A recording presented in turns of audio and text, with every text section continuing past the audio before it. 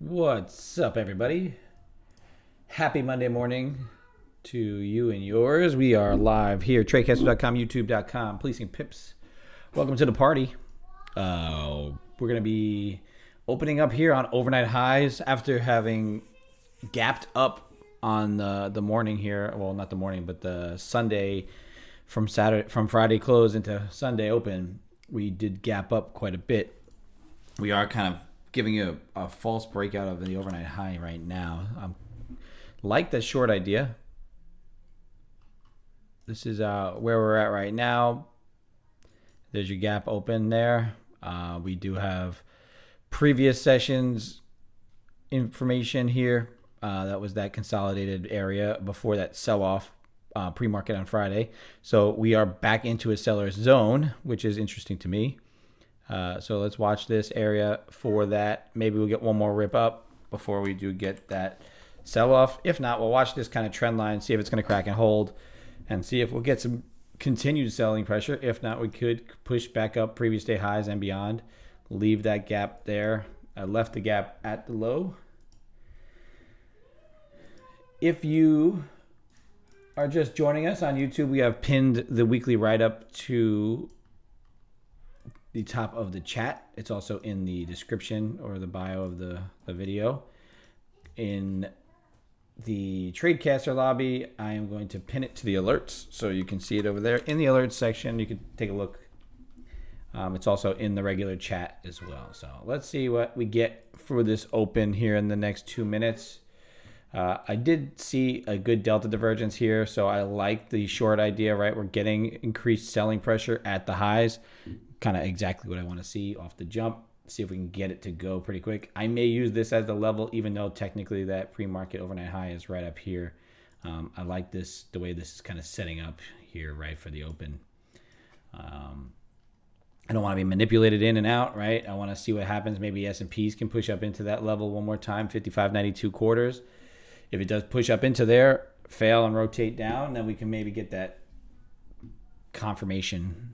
NVIDIA is going to be opening up within the pre-market range, right here between 120. The high of that pre-market range is 120.81. The low is all the way down at 118.69. And so this is a nice push up. I like when we do something like this pre-market. Increased delta divergence. Delta still pushing downside, price still pushing upside. We are diverging there. So could on the pop off on the open here in the next 30 seconds could give me that initial sell right away.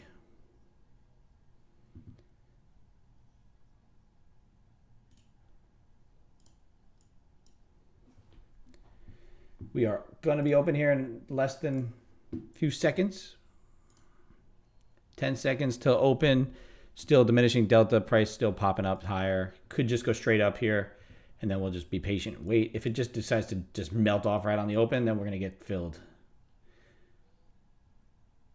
Order filled. There we go. Filled on that open there. See if we can get a flush. Right off the jump. Trying to get the break even. I want to see if we can get that flush to go right quick. There we go. A nice little pop right off the jump. Secure $100. Let's see how far down we can take this. We are copy trading this over 2. If we can get through this low here, secure ourselves an immediate 250 right out there. And now let's see how low this can go. See if we can break and hold through this low. Great delta divergence right off the open. I don't normally like to take that first opening range candle, but right now we're pretty safe, dudes. Everybody should be securing this as it melts off. I want to see this thing go and never look back. But if I get stopped out for that, I'm going to go ahead and lock out for a quick 400. How many jobs can you do where the minute you open, you make your money for the day? And that's that. That's a great start to the week here across 2 funded accounts here, 407 on both. If you blinked, you missed it. If you blinked, you missed it. I saw the setup running right into the opening. That was how you do it right there. I think we still have plenty of downside pressure. So if you got trailed out, that's okay. If you're into the break and hold, then good. Keep holding. Just kind of figure out where you want to trail, maybe above over this 31 level. Could come back, retest it. If we get it again, maybe we fail it. I'm going to go ahead and lock these 2 out because guess what? I made my money in the first minute. Who wants to give back that $400? So these 2 accounts now I've secured my start to my week already here in 1 minute of trading. That's how you do it. Great, easy money. Good job, Carlos. Couldn't even get your coffee right off the jump. I love it. Easy money. I do think this goes way down. I think we do have to VWAP at least. I'm quick to trail that because we could have been manipulated right off the bat. I'm going to switch over to my newly founded 100K. So we do have three funded accounts, as you can see here, 100K and 250Ks. We copied that last trade across the 250Ks. So in reality, you copy 400 times 2, and you got yourself a nice $800 1 minute trade. So, like I said, you can't beat that. You got to see your setup and get aggressive on it. Mondays have been my money maker so far. You can see one trade, 407.20, lock it up. And we're done for the day on this account here. I'm not done for the day total. I think there's going to be a lot of opportunities. So I think we will look to see if, as you can see, we locked out, manually locked out. No lies here. Clearly can no longer take trades on that account. However, we are funded across a few different accounts. So I'm going to switch over to the 100K and when I want to execute. I'm going to leave this up so you can see the current realized P&Ls, so anybody coming in late can see it. I hope you're in on that. If you're still holding your short, you should be safe. The only thing about it is the S&Ps is catching a little bit of a bounce here at the low at 55.86, which could rally us up back in to retest that breakdown point. But overall, looking pretty good. Pretty good. I'm going to go ahead and drop a pretty good right there. Pretty good. This is got nothing but room to the downside here. Just we gapped open up. We ran right into overnight highs. I mean, every time we get into this kind of setup, it plays out perfectly. So I'm really happy with the way I executed on that. I'm okay taking my trail out there and being out. You could have made more on it. You could make more on every single trade, especially on a really quick open. Sell the open immediately. I don't want to be manipulated on anything like something like this. But up higher, right? False breakdown. That's my game. We did get the delta divergence right there at the top. I'm really happy that a couple of you caught that right quick. Scott, Carlos, both love it.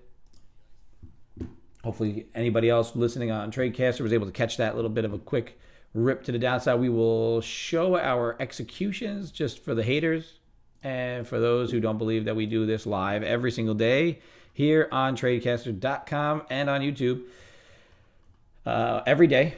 This week we'll be out here every single day. Not going to have any trainings that I'm aware of. I'm not going in early or, barring any sort of other things that have happened or will be happening.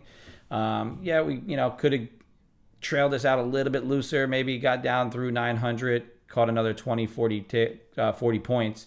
But I'm okay with that. Just kind of being a good catch. And now we move on, see what we can catch moving forward. I like that setup on a Monday morning, kind of just for that immediate quick pullback. I did do my write-up, so head on over to daytradingcoffeeco.com. The link is in the chat in YouTube. It's pinned to the top. In Tradecaster, it's in the alerts and in the chat, so you can take a look, see what we got going on in the weekly write-up, kind of everything that is going on for the week ahead and what we did last week, all that fun stuff. So let's watch S&Ps, leading us to the high side. NVIDIA is still holding above pre-market highs at 121 even. There is some liquidity just above from Friday at 121.50. So if we break above 121.50, then NVIDIA could rotate up to 122.28, which could drive this market up to previous day highs. If we get that kind of price action, then maybe we look for the failure again. Although 20,100 is not out of the cards. I think if we do break this previous day high, though, you're going to get some pretty decent buyers pushing you up into that level. That was a nice catch. Caught the little pullback. If that's all I catch for the day, can't be mad at that. Who out there is making $800 in 1 minute and less than a minute? If you're making more than that wherever you are, then let me know. I'll take that job.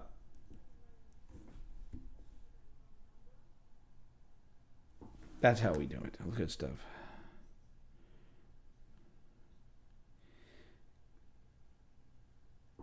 Now we have 3 funded accounts across. We're copy trading 250Ks, and we are going to be trading the 100K on its own separately, doing whatever we need to do with it. But currently, basically, you see we have 1 leader, 1 follower here. Both are up over $1,700. Just taking 1 good trade a day, base hit, catch a double, catch a triple, catch a home run. And that's how the account builds over time. Those of you who have been following along know that we've been green every day we've streamed this July here so far. And today has been no different. No matter what, we'll end the day green on these two accounts. We're still doing really well with everything. Kind of just sticking to the game plan, letting that setup come in, and executing when it comes out. We are still kind of pushing up. This, not that this is a false breakdown, right? It could completely be a false break to the downside. The 30-minute candle is a long wicking tail in a 30-minute. If you want to go over here and check that out, check out the 30-minute candle there. That 30-minute right there, that's what that open was. Wick down, rotate back above 926, and now we're pushing up into previous day highs, which is that blue line, 982, which is that key structure break prior. So it could get up into that 982, give us a wick off, and then we can get some sort of delta divergence potentially, and maybe we can rotate right back down. Let's see what we got up here. Very wide opening range. As you can see, that was what we took. That was the short we caught right there. It was 1 minute's worth. So Delta's kind of staying strong with price. Nothing too crazy. Russell really wicked off that high on a breakout, failed to break above. So maybe the flows are starting to flow back from small caps into the Mag 7, into the major large cap names. So we got to be aware of that. I'm going to switch over to the 100K just in case we start to do a failed breakout.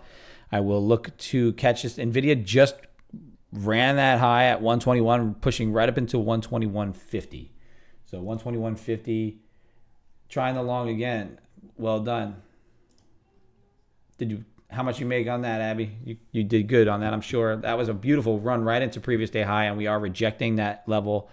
Don't mind this purple box. This actually doesn't. I just threw that there. That was just magic that it happened to reject that area. Am I on the right chart? I am. Okay. Need to see a nice little pop in delta in price again. Maybe fail that high, get up to 975. There's some resting orders up there at 980, about 50 contracts. Just below, there's a decent size 75 lot below 48. So below 48 might be a magnet, and then a rip through and lower. So on the 100K, fake money, real money, it's all about the process. Who cares if it's fake or real? As long as you're sticking to your plan, executing, and doing what you want to do, it'll eventually turn into real money and beyond. It's okay. It happens. So the biggest thing I keep telling people is, there's no reason to wish, hope, or anything like that.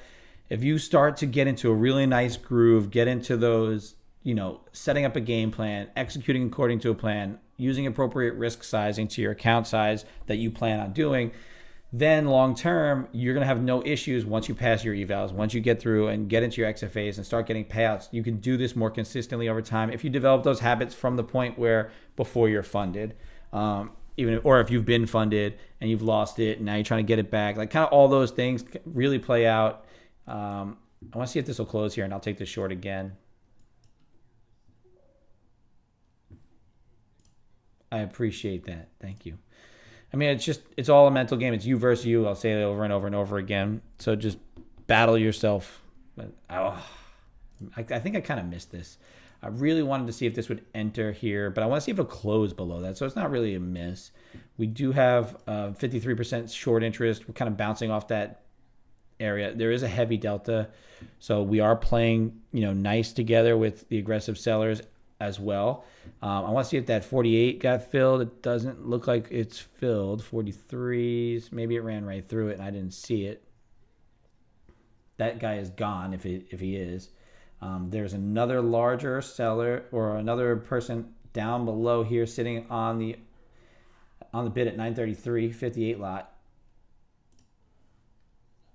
And then up overhead, they're flashing some size overhead, but they're not staying on the book. It's kind of just showing its hand and then pulling, showing its hand and pulling up overhead. So I don't know if it's just trying to draw price in to move it higher, or if we're going to look to wick off that high and break back down lower. So if we could wick off the high, make a lower delta, I would be pleased to see this go down, especially because you could see NVIDIA taking a nice run up the highs. There's NVIDIA taking that breakout. Just be cautious on it. I do like it. like I said, I think it is a good move, but I think also just watching NVIDIA, maybe NVIDIA gets up into that 122.29, right? Or even right where we're getting to, 122.05. That was the sell-off point from pre-market a couple days ago. So maybe that runs us right into the selling point again for NVIDIA, which then will run us into the selling point in NQ.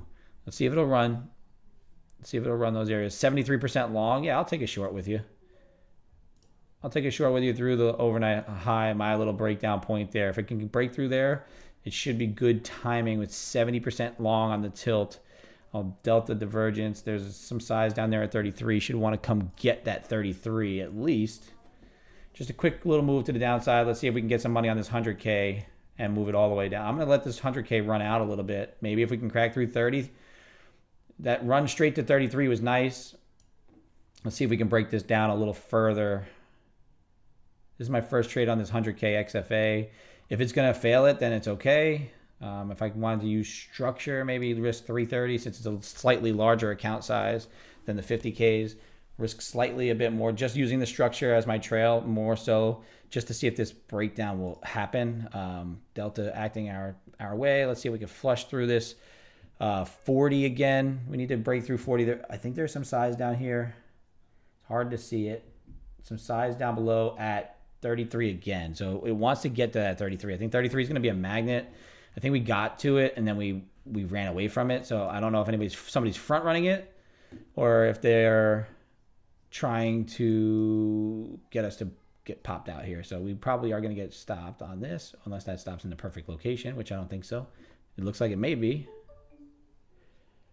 NVIDIA is running that high. So yeah, we got stopped out on that one there on this first trade on the XFA here on the 100K, which is not a big deal. I will still look to see if we can get re-entered into that. We are up quick, easy, quick 400 across two accounts. We copy traded these two, so I will keep those there. I will look to enter on those 100Ks there. We just filled a decent size here above at 68. 75% long. I still think that that's a heavy tilt to the high side. My only issue is that Russell is pulling down, which kind of tells me that this NVIDIA push might be a good break. We're going to watch NVIDIA. If NVIDIA breaks and holds this 122.50 area, it could squeeze. And when NVIDIA starts to run, and Q follows. So I'm watching NVIDIA pretty closely here. If it can get back down below 122.30, I'd be pretty happy to see if this will go short again. But right now, 81% long on the tilt. Going to look to see if I can then go ahead and get this thing to give me a failed breakout on this account. If not, I'm only going to take two shots at it on the 100K and then let things play out. Oh, that was a really big size that just got filled right there. At the 80s, from 79 to 80, probably a good 200 contracts got filled right there. So if that's going to be a breakout, it could confirm it or it can fail it. Let's see.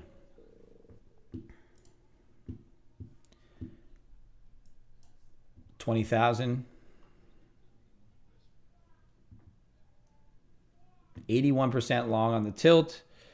If NVIDIA fails, if this becomes a failed breakout, I will front run this a little through the previous day high as a failed breakout of the high. If you're long at 982, just note, see if NVIDIA holds above the levels that it's at, or if it fails, I'm taking this if it does run to the downside as a short, because that's just my game. I'm a failed breakout person. My trading style is failed breakouts. I think up to 20,100 is easy to catch. So not that we're trading against each other, but I think that 982 right up to 20,000 is a psychological level. Could get that pullback through, but that's only if it feels like it. It doesn't have to do anything. Fighting a breakout. It's got some strength. Russell's pulling back. S&P's pushing up. And obviously NQ running right up through that 20,000. I think if we break and hold here, that 100 level I talked about in my write-up is kind of that area where it needs to really make a decision. This was a nice squeeze point. I think you did make the right choice long at 82, obviously, because you're up now, 40 points on it and even beyond, right? because of the key structure level that you did break. I was talking about that here when we were doing the analysis of it, right? You break the previous day's high, this major structure level here, this 82 level is the key breakdown point. Break above it and hold. A rally up into those overhead areas seemed pretty clean. Maybe you run into resistance right where we're at a little bit, and then into that 20,068 level seems like another area of interest that we can kind of continue to push up into. And then, as I mentioned, that 20,100 is not crazy out of the realm of possibility. Just that's how you kind of have to think about if you are looking for targets, if you're looking for breakouts, you're looking for things of that nature. I like to start looking for those key levels to break and hold. I like to look for them to rotate off of them, all those key factors. This was our best trade. Obviously, was going to be right here. Clearly, we made that execution. We locked ourselves out after that one trade across two accounts, copy traded in 1 minute. We're making, $800. Can't beat that anywhere. So I'm not going to be mad about it. With that next setup for the 100K, which is sitting there, just kind of waiting on it. We did gap open on Friday into to Sunday. So the gap open kind of got retested, never actually filled. And now we have rotated right out of it and pushed straight on up to the upside. This could be a continued bid due to the news events, Biden stepping down, all the things that come with that could be interesting. That was a super heavy tilt to the long side, but then it dissipated back down to 50, 60%. So we're into that 60% here long, which does indicate some selling. You have some aggressive sellers stepping in there, but the price isn't following through to the downside currently, right up into that upper band of VWAP. Just giving you all of my commentary that I have as best I can while I sit here and just watch, because we are extended from my levels now. We took the trade we wanted to right off the jump. The 100K trade, I just figured I'm going to take that trade almost every single time. So if it fails that time, it's all good. I'm not trying to revenge it or anything like that. I think we can get a failure of it if we do push through it again, but I'm not looking to chase it if it doesn't catch up. Sorry, choking on my words here Monday morning. Russell pushing right into support here and starting to catch a little bit of a bounce. So maybe flows out of S&Ps and Qs and into those small caps once again, because NVIDIA pushed up 123.28 is high of the day, and now it's pulling back, and see if it'll fail 122.30 or not. So watch NVIDIA, see if it'll fail, see if that was a nice breakout high and then fail, or if we're going to continue to go straight up. If you're watching this here, simple trend lines do help us look for bounces, look for areas of resistance, of areas of support. So if we do flush our previous day high on a good delta push down right here, looking pretty nice, that failed break of the high could give us that rotation. Then if we break through this little bit of an uptrend that we had this morning, then we can rotate through.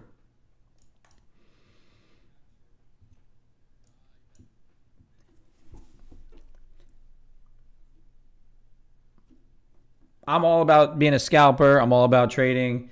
If you have setups, I want you to execute them. Just because levels happen and all that, that's kind of how swings happen, right?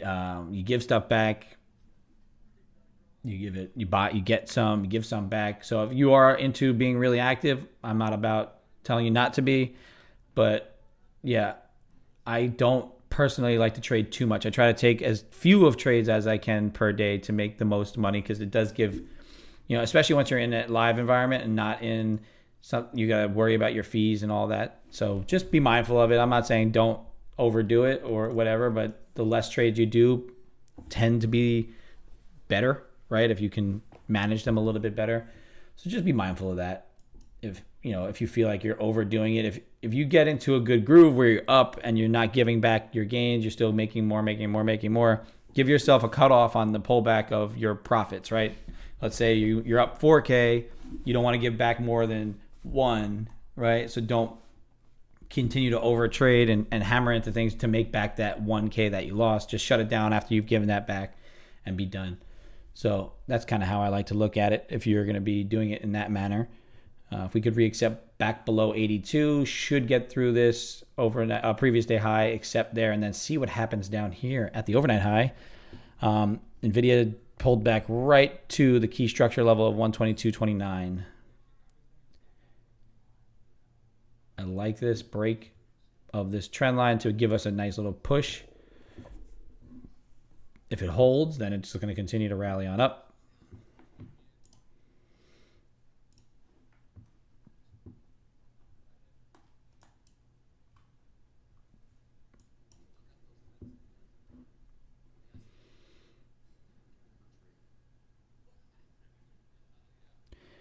Let's see if this NVIDIA will break and hold below 122.29. It seems like it's holding right now over it. We have 2 minutes till I don't execute a trade. So if it can get through here in the next 2 minutes, I will allow it. But if it does not, then I will hold off, wait, let that hourly close happen, and wait. I think it still could go down. That's why I have my order still sitting here waiting to get executed. I would like maybe one more push up into that 20s. So if we can get up into 20,020, linger up there for a few. Russell is absolutely melting off. Russell seems to be diverging quite a bit. So if you take a look at the RTY, as money flows out of the RTY, it seems to be flowing into the NQ and the S&Ps, which means money's flowing out of the small caps. Russell is a small cap based index. NQ and ES are the large cap, mega cap names. So it seems money's trying to flow out of the small caps and into the large caps. NVIDIA held that 122.29. So just be, using those confluence factors into your trading ideas, because potentially that could continue on us on upside. I got 5 minutes till the hourly close. If this gives up here, so be it. I'm not going to take the short. I'm not going to chase it. I'm not going to allow it to just get entered. I'm going to stick to my 5 minutes rule and be good with that. We'll take a look over here, go back and analyze our, performance so far on this account across these two accounts. If you can see, we have just base hits last Monday. We made a nice little, double, triple base hits across the board and on up, right? So we're just trying to take it slow and steady. Average winners, bigger than the average loser. Best trades, 5 times bigger, 4 times bigger than we'll call it 3 times bigger than the worst trade. So that's how we stay profitable this week. Last week we did not trade Tuesday or Wednesday. This week we will be here all week. If we have executions, we have executions. If we don't, we don't. And we're just going to play it one day at a time, keeping July nice and consistent over these two accounts that we're copying, right? Just trying to avoid the trade before the hourly close here. So I'm just going over this, performance chart. You can see that's once and twice. There's only a slight difference between the two because copy trading isn't perfect. So slightly different there. Good job, Abby. It seems like you're having a pretty good Monday here on those paper accounts. Do you have any combines? Have you had any, or do you have any or funded accounts at all yet? Have you been in the real money yet? In any sense of the matter, because technically this isn't real money. It's funded accounts. So I'm going to go ahead and tell you why you're failing on those bad days. It's because once you put yourself, let's say, you can see right now you're having a good day, right? You're pushing into winners. You're trading, you're executing around levels. But do you have something that you can say is your A+ strategy that you could define right now and say, this is what I take every single time and it works, say 70% of the time? Because if you don't have that, this was a really nice short opportunity. But like I said, I don't trade 5 minutes to the hourly close. I want to see what happens with this. But I do think that this is the correct move here. I still have my overnight high that I can work with come once 9 o'clock opens back up. So learn to define your trades. And as you start to see that you're making less trades and doing, because like you've already taken, you know, on your paper accounts, it's so easy to make $5,000-$10,000 a day. Once you start getting into the live days or the days where you're in a combine, you start to actually feel real pressure, and you start to make decisions based on P&Ls and based on real emotions instead of actually having a setup that's a true edge and that you can, execute time and time and time again. And so for me, the way I'm able to stay consistent, continue to pass all these combines and just do it over and over and over again and show it, is because I've found a way to just limit my executions to only the exact setup that I want. And that really limits my emotions more than anything, right? Because if I was an emotional trader right now, I made my money that I wanted to make for the day and I was done in the first minute. And if I wasn't streaming, I probably wouldn't. Maybe I probably still would have took that 100K trade.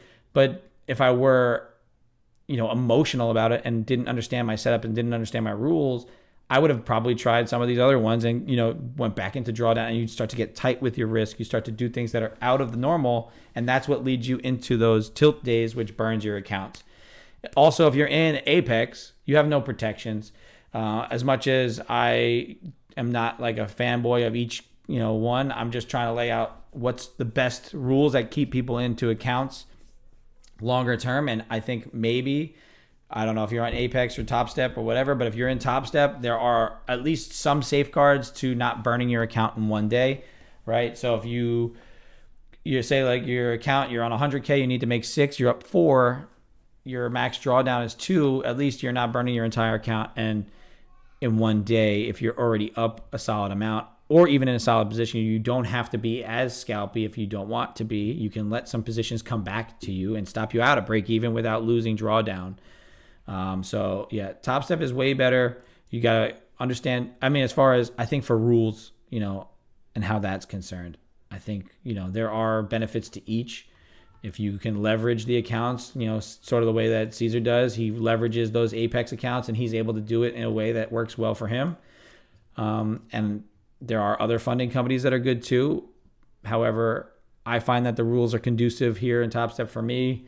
I'm able to, maximize my funding still without, you don't have to overdo it with 20 something accounts, because if you can't do it with one, you can't do it with 20, right? So I'd rather, do it across 2 or 3 accounts for, 5 accounts, and then have a path to live funding with them and kind of just build off that professionally as things move forward. So that's kind of where my thoughts are. We're at 9 o'clock and I'm going to go back to the 100K and I'm going to just sell this right here. We closed below the previous day high. We have accepted right back into it. If we break this overnight high, then we should sell off pretty nicely. We're already up our loser, so we're going to go ahead to break even and now see if this will take out that overnight high and continue to the downside, which it did. I'm going to wait. I'm going to go candle to candle. So still, I'm looking to be even here. I think we can get through those lows. Hopefully we can get to VWAP. That'd be really nice because S&P's cracked VWAP. NVIDIA broke down through 122.29, and we are still short here on this account. Let's see if we, that was a nice wiki whip there. Hopefully that rejection doesn't hold. Hopefully we can get through this support, which doesn't look like it wants to. We're getting aggressive buyers here at the value area high. There we go. I'm going to go ahead, and now that we've did that little whippy action, well, actually, I'm going to wait till this candle closes. Once this candle closes, I'm going to move this to wherever that top end shows me so I can at least secure a little bit more of this downside move. I'm trying to let these 100K account breathe a bit more than the other accounts. And yes, it maybe gives me a little less on these break evens, which is fine. I'm cool with that. But that was nice.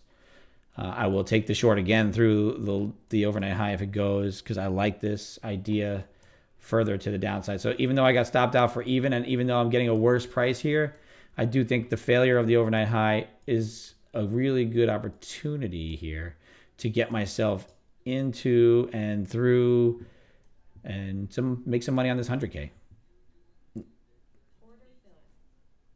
This is the timing, right? I want to be timing correctly here on the hour. Get through this and then I can get to even. Once it gets through here and flushes that low, if it does, I want to push lower. Quick hits here. Come on, get through it. There we go. We popped through it. Is it going to hold or not? If it doesn't hold this, I'm going to only risk 100 on this trade. You know, risk 100 to make 1,000, 2,000 potentially.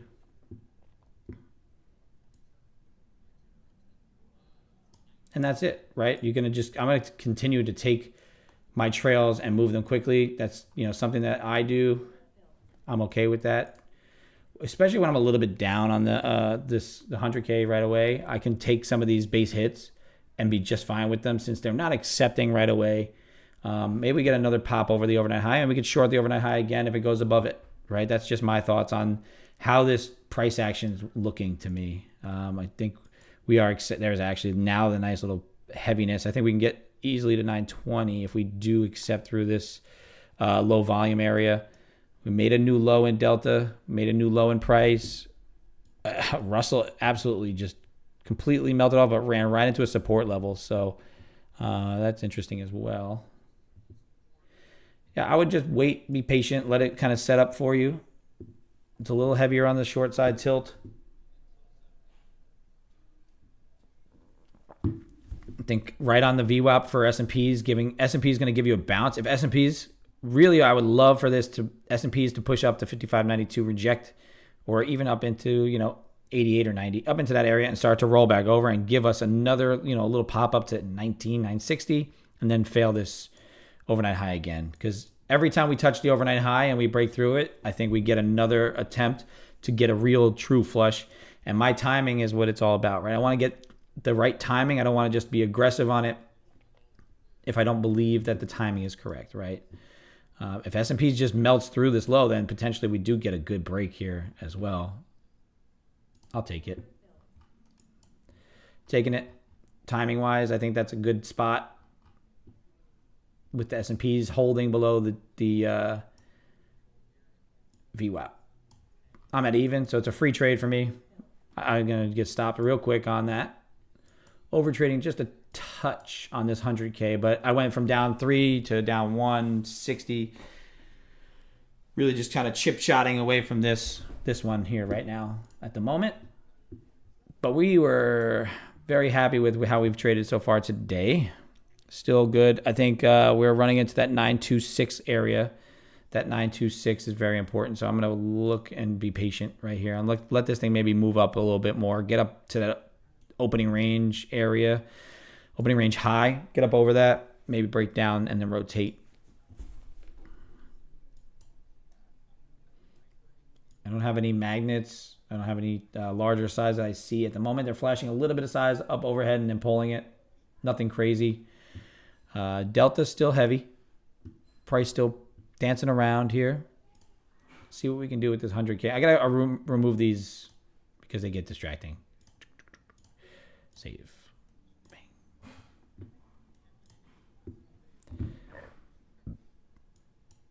I didn't get the timing on it. I think I wanted more of it. I think the short is coming into play here through 20. I'm not going to chase it. Maybe a retest of the overnight high, I'll take it. But this is a really nice push to down. I hate this VWAP adjustment. I wish it would just stay. All right. Yeah, it was good. Honestly, the short through the high, the previous day high was the right move. I had that hourly rule. So once 9 o'clock hit, we accepted below. I trailed out just because that's part of my rules. I could have let it do its thing a little bit more and never really took any risk on it. Took no heat, really. So overall, just a little too quick on it, but I'm not too mad about it. I'm just, like I said, with this 100K, especially this first day in the 100K XFA here, just going to try and chip it back to even and then be happy with the day going from red to green. If I can get a good manipulative candle up over the overnight high, trick some people into getting long and then get short again, that would be my thought process on that. Right? We're holding the opening range low, this very wide opening range level. We did take this break right off the jump. We took that short basically right from there to there, made ourselves a nice $400 across 2 accounts, which I'm very happy with. In 1 minute, making $800. That's it. That's the game. That's what we're all about here. So this account, we took one quick short, and now we've kind of just tried to chip it away instead of just allowing that first account to first trade back in be just let it breathe a little bit more. I have to remember that this is 100K and not the 50K, so I do have a little bit more wiggle room on it, which is not something that I need to utilize, but I do like to allow it to be a little bit more breathing room. That's why the stop was a little bit wider on the first trade. Real money is always good. I can't complain. Like I said, I lock myself out. That's another beautiful feature about Top Step X is if you go up a certain amount, down a certain amount, if you're, if you want, you can set personal daily loss limits. So even though this account allows me to lose $1,000 a day, I don't want to. I don't want to give that much back. I set my personal daily loss limit to 500, which is usually 2 full extended losers, which you normally take a full loss on these trades. I'll usually take, as soon as it moves in my direction, I'll either cut it if it doesn't, or I'll move my trail to break even. And I usually try to eliminate my risk as quickly as possible and allow the trade to run out. Now, copying that across accounts is how you maximize your profits, right? So in order to not give back what you've gained, if you set your loss limit to less than that full limit, you could tell that there's very few days. I'm going to let this thing dance around. I don't want to hammer into anything right now. You can see the only day I lost, I never even made it to that $500 loss limit, right? I only lost this day too because I broke my rules, and we have gone over it time and time again. So I'm not really going to go into it too much right now, but this was a hurricane day, no internet trading on the phone, broke a bunch of rules, and that's how you get drawn out. The positive of the day is that as soon as I got down that small amount, again, I just basically said, no, I'm going to go ahead and lock myself out here, knowing full well I can make it back in one day and then kind of start to build the account back up. So easily taking that, and then you just have more green days. If you can have more green days that average more than that small loser that you can take on one day, right? I win most of my days. If I take a losing day, it means I'm not really seeing the market well. I'm not executing according to my plan. And just because I'm losing doesn't mean I need to lose my entire loss limit. That's kind of silly. That's how you lose your entire account. And that's how I've lost accounts in the past. And that's how you'll continue to lose accounts in the future if you start to break those rules, if you start to unlock those daily loss limits and whatnot. So really, I think as long as you can stick to that plan of, having a win rate, my win rate's probably closer to 70 something percent if I let that strategy play out correctly, 70, 75. Times it pushes up into that 80, but 66% was a little bit overtraded on that Monday. So that's when you break your rules, your win rate goes down. Your average win is bigger than your average loser. And then you can just continue to go on best days. It says my daily win percentage is 100, but that doesn't make sense because I did not win 100% of my days. I've won basically 90%. So if you can stick to that percentage, then you're fine. If you limit your loss, you limit your losers, you're losing days, right? Limit your losers to a specific amount pretty much every time, a percentage. And then after that, limit your losing days to less than a full loss, because those are the days that really set you back. If you lose your 100, on Apex, there's no protection to the downside, right? So for the most part, every time you do full loss on an Apex day, you lose your account. On Top Step, your full loss on a 50K is $1,000. That really eats into your whole $2,000 of drawdown, right? That's 50% of your account. You never really want to lose 50% of your account in one day. Realistically, you shouldn't even want to lose 500, which is not a really great idea. However, that's my stop trading. You can't lose more than this number. And you can tell if I just stick to my plan, if I lose one full day, yes, maybe I get back what I made today, but I'm still up on the account. I'm still able to trade tomorrow and just execute according to the plan properly, and you make your money, right? So we're going to let these, now that price has kind of settled down a bit, I think we need to let it pick a direction. I think probably the short side does come in, continue to push downside. We have to see what happens. VWAP here is kind of just acting in that support capacity. S&Ps, we're below VWAP. Russell is pushed all the way down and through support, kind of coming up and trying to retest it, the lows there. So it's getting a little bit of a bounce. You got Delta flattening out. It's not giving you a bounce, so there's not really aggressive buyers here. This is just probably a pause before the next leg. We are at a point of control. There is a low volume node here, so if a pullback back up to 940 isn't out of realm possibility, because there is that magnet node there for liquidity if you do break above 920.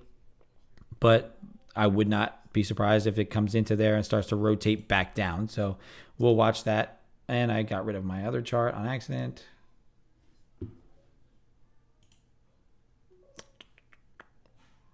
Trading view. There we go. Going long for fun.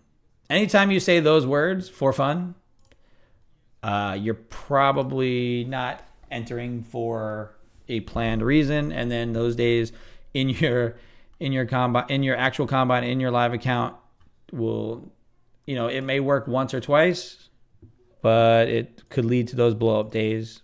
Believe me, I know from experience. Yeah.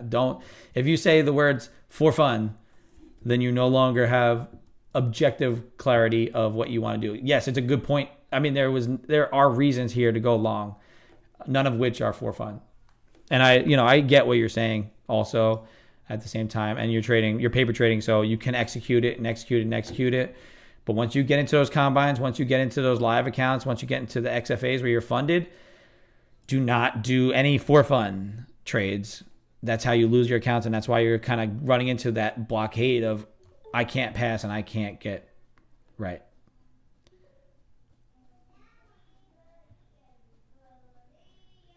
Yeah, 100% Leezy. I appreciate your support in my comments there on this matter here. I really think if you want to do this long term, if you want to be successful, if you want to do this as a side hustle or as a permanent thing, you need to take it very, very seriously and really only have one plan. And I'm going to go back to that 100K.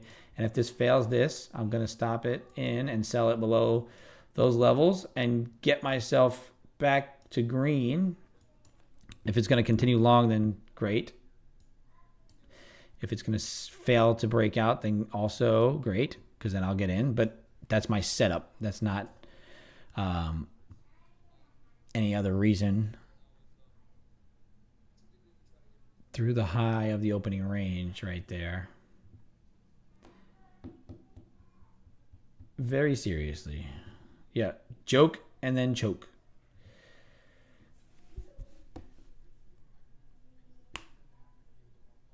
Oh, yeah, absolutely. We're up. I made the one trade immediately off the breakdown.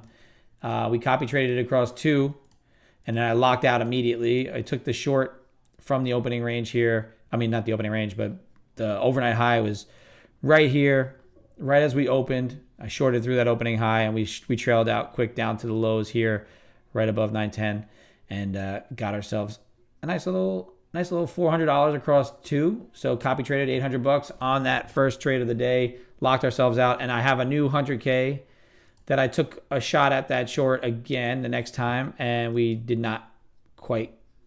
We gave it back here, and then we've chip shot it away, even though I could have probably just held it on the way down here, and it's all good. Abby, on average, how many trades do you take a day? Because that's going to really... You need to have a plan through those trades. When you get back into a combine, you need to have a lot of rules that's going to keep you in the combine and in the XFAs and into getting payouts and then into making this a long-term job, because I could see a lot of yes, go in, no, go out, and that works for some people, but long-term success on that, I've found that I've not had it. Like I said, sticking to my 100% setups, like what we got right now, is what leads me to be successful, because I can time things much better. I can limit my risk a lot easier, and then I don't have to hammer in, hammer out, hammer in, hammer out. That's just not how I like to do it. I want to be quick trail, get my stuff going. If I'm out right there, I'm out. That's fine. I went up, 1-to-1, if I can get back above that 43, I'll short it again. But I have a strategy. I have a plan that I'm sticking to. Delta is pretty heavy. I think that'll still get going through there. If this closes here, then I could probably enter without much risk. S&P is right on VWAP, though. That's going to give us a little bit of resistance. Give me a push up into that. Damn. Trailed myself out just slightly too quick on that. It's all good. Usually I'll go candle to candle. But that seemed like it was going to be a quick move. NVIDIA rejected that 122.29, 122.30, and now it's starting to push back downside, so could give us that heaviness that we want. This is the 100K account. We just cracked 20. I'm going to wait, see if we can get up into overnight highs. Again, a breakdown retest, and then short that level. See if we can rotate fully. Because I think we're in that little bit of a consolidated chop now at this point. I'm trying to avoid that overtrade idea. Could have been back even and good on this 100K, but I'm not trying to hammer in too many. We're getting large fills here now, starting to see bigger size get filled at that 916 level. Looks like about 100 contracts got filled there at 916. So just something to note that a larger buyer stepped in there and got filled. You're starting to get a pop from that level there. See if we can rotate back on up to that pre-market overnight high that I used as the overnight high. It's really a little bit higher than that, but that's my key level where I like to short through. Overnight high is technically up here at 960, so I could have technically shorted that up top at 960, but I wanted to give that confirmation breakdown. If we can get back just tickle above that 43, I could definitely look to see if I could add my entry below there and rotate back through and down. I apologize, I didn't check over on YouTube. It's definitely a day to go short. You don't think this is the entry? 15 minute, 30 minute, going to go red on the MACD at some point today, but it's going to be a little bit. What do you think trade on the opening minutes and later in the day with the change in volatility? So my opening range and stuff like that, early on in the day, I find that there's a lot more quick moves early, and then later in the day, it'll set up for a longer term kind of either a rotational type day, or you'll start to see, obviously you can see volume decreasing, Carlos. So you have volume decreasing, you're rotating out of these moves. It's going to be less whippy. You're going to get, you may get some manipulation and stuff like that, but then at that point afterwards, you can start to get some cleaner moves here. Like I said, I'll short this if it gets back down through it, because that's where I want my price to get up into, retest, and then see if it'll get that failure. If it doesn't get that failure there, 960 still that technical overnight high, right? We made that level. It was 958.50. So if it makes it up to there, then it's still fair to short.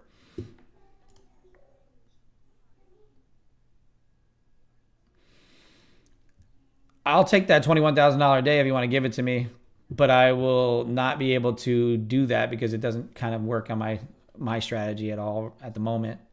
Let's see if this will get going. If it's going to give me $100, I'm going to take it. Get myself basically red to green.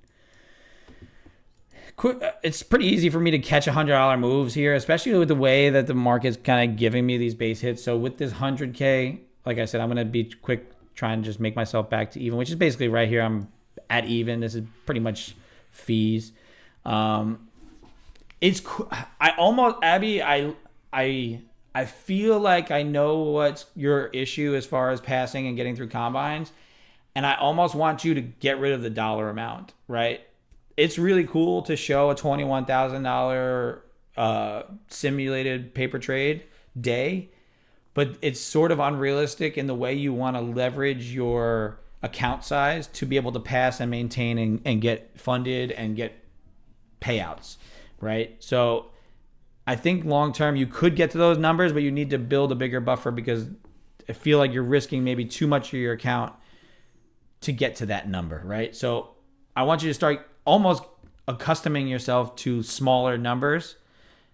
You know, if you go and follow Caesar and all those guys and stuff like that, they already have large buffers in their accounts. They already have the ability to pass these accounts like clockwork. They know the strategy. They understand what they're doing. And they use less is more type mentality. When you start going and hammering in big 21,000, I'm really proud of you. I mean, that's great. I would love to make that dollar amount in a day, and I would love to tell you that it's possible, because it is possible. But I don't want you to fall into the trap that everybody falls into, to believe that you can make those trades every single day without blowing up your account, because every single time you do it, you're going to blow up at some point, because you're over leveraging for your risk. You're over leveraging for your account size. You want to make that dollar amount. If you can make $200 a day and copy it over 10, 20 accounts, there you go. It's just it's very difficult to do that on a consistent basis. It's cool to get disenfranchised with that $21,000 number as just being a regular thing. And it will be in the long term.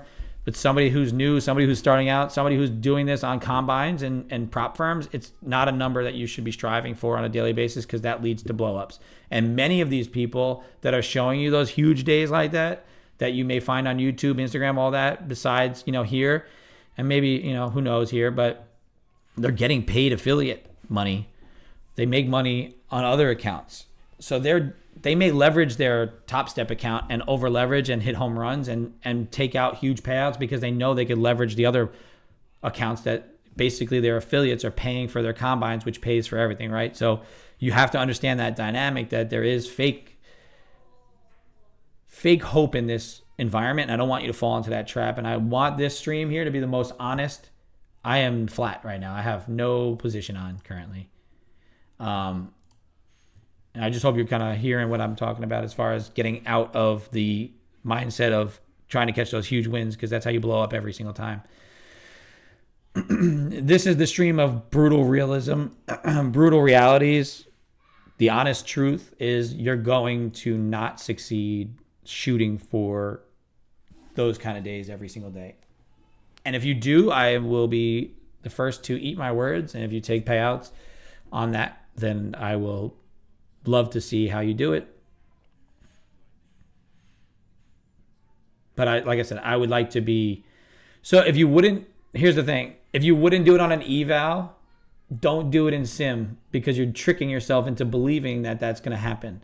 And then your mental state is going to get to a point where you will not be confident in taking the $500 winner day, the $100 winner day, the $80 winner day to move forward in your combines to get to that eval day, that passing day. Because if you're not happy with the 500, the 80, the break evens, the small losers, then even if you're up $4,000 or $5,000 on an eval, that next day that you start to take losers, you're going to immediately crush your hopes, and you're going to start to lose accounts, because you're going to start to overtrade, revenge trade to try and get to a number.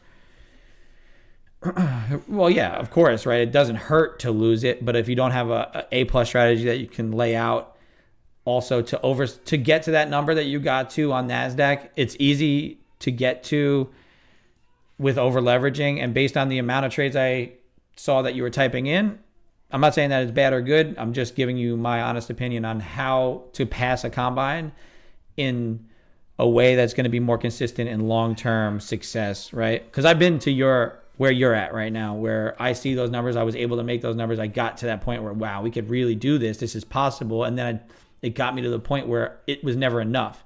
And instead of doing that, you peel it all back. You get back to the basics.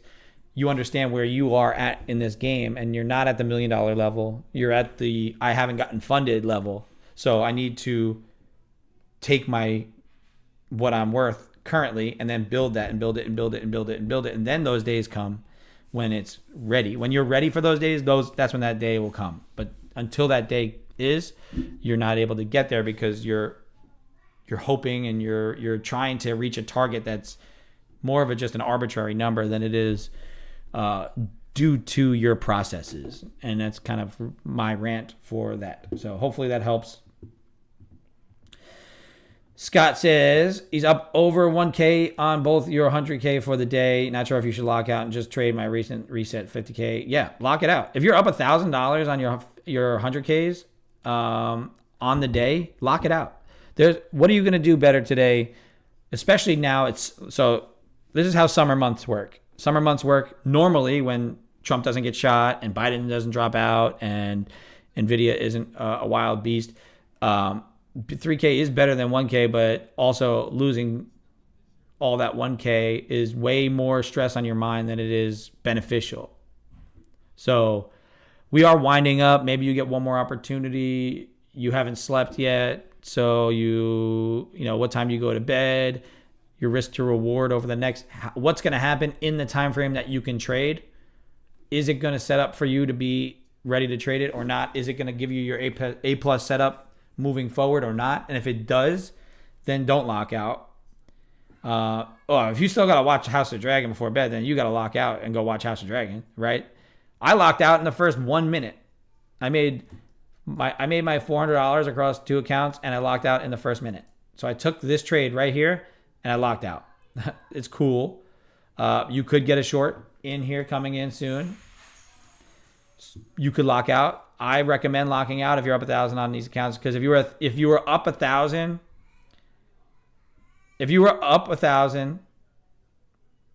on a personal account, would you lock out or not?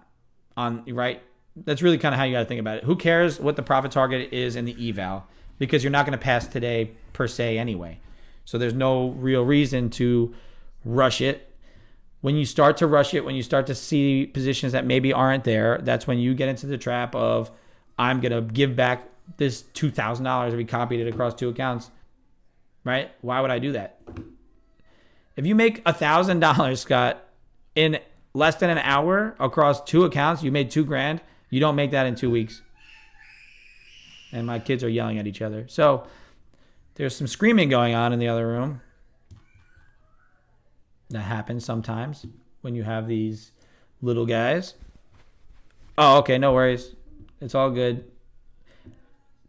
It's probably why you thought I was in a position as well.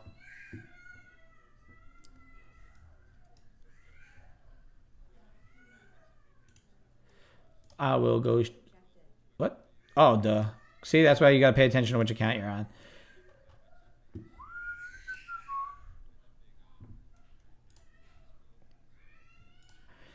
And I don't mean to be like blunt and rude or whatever. And I kind of, sometimes I know I come across that. It's kind of my New York coming out of me a little bit. But at the end of the day, I think realistically, if you're not able to be real with yourself, that's what's going to set you back in this. I will short through this overnight high again. And it's not the overnight high. It's just my overnight high level that I used as a breakout point from prior. So if it shorts through here and it gets heavy, then I'm going to be in. And I'm going to take this. And this will probably be my last shot at this today. If I can get this 100K into the green, you know, down into the 920 area, I'd be very happy. Let it dance around a little bit. This is a key point of decision. So if it does pop me out and stop me out, I'm okay with that too. But I think we still have the opportunity to flush it. It is still a good short opportunity. If it does, if it holds it, it holds it. No big deal. Willing to let it dance around and get me stopped out here for, nope. I did get stopped. I got entered a little lower than I wanted to. I wanted to get into there a little bit higher. But wow, that was a perfect stop location. If you don't mind, that was a perfect stop location. I'm back to even on the day on this 100K. So, 960. I'm down fees. That was a really great stop. I moved it a little quick, but just because I got back up to 1-to-1. You go red to green on the day minus fees, especially on this first day on the 100K. Overtraded a little bit because this short here, I couldn't execute until after the hourly close. So I did execute a little later than I normally would have been able to limit that risk and been able to trail that down a little bit smoother to maximize that a bit more. But overall, like I said, when you lock yourself after that first minute and you get the trade of the day on that minute, I'm now trying to work on managing multiple accounts. So we're at that point. Yeah, I appreciate your honesty, Abby, too, on like being able to just take the constructive criticism. Sorry, I kind of bounced around from idea to idea, but kind of seeing things as they play out. Overall, like I said, it's now I'm at a level where, yeah, I'm copy trading 2 accounts. We made our money immediately. I locked out right after this trade. I would have been done last week after that and just stuck on with you guys, gave you opportunities, gave you ideas, had conversation like we have been. But now I have this 100K account that I'm now managing and looking to work to grow this as a separate entity, right? I'm going to do the copy trades on the 50Ks and trade the 100K separately. So now I have to work on finding that opportunity for this account at another time, because it's very not as easy to copy trade to the 100K. They need the accounts to be the same. But even then, I want to keep some separation of the accounts so to maintain my funding longer term. So now I'm adding another layer here of managing multiple different time frames of trading, right? Because I'm going to only do my copy trading on stream, keeping it going. If I do execute on the 100K, you're going to see it as well. But I'm going to switch over and just kind of, you'll be able to see the top of the screen which account I'm in at the moment. So you see the 100K, that's the one where we're back to even. I'll call 960 even because I think I can make $9 on a trade. And then this is the 250Ks. If you see the top here, that's the follower account. The blue is the leader. So this is the one that I'm trading off of and making the trades and then copying to the other 50K account. And then we have the 100K that we are now working.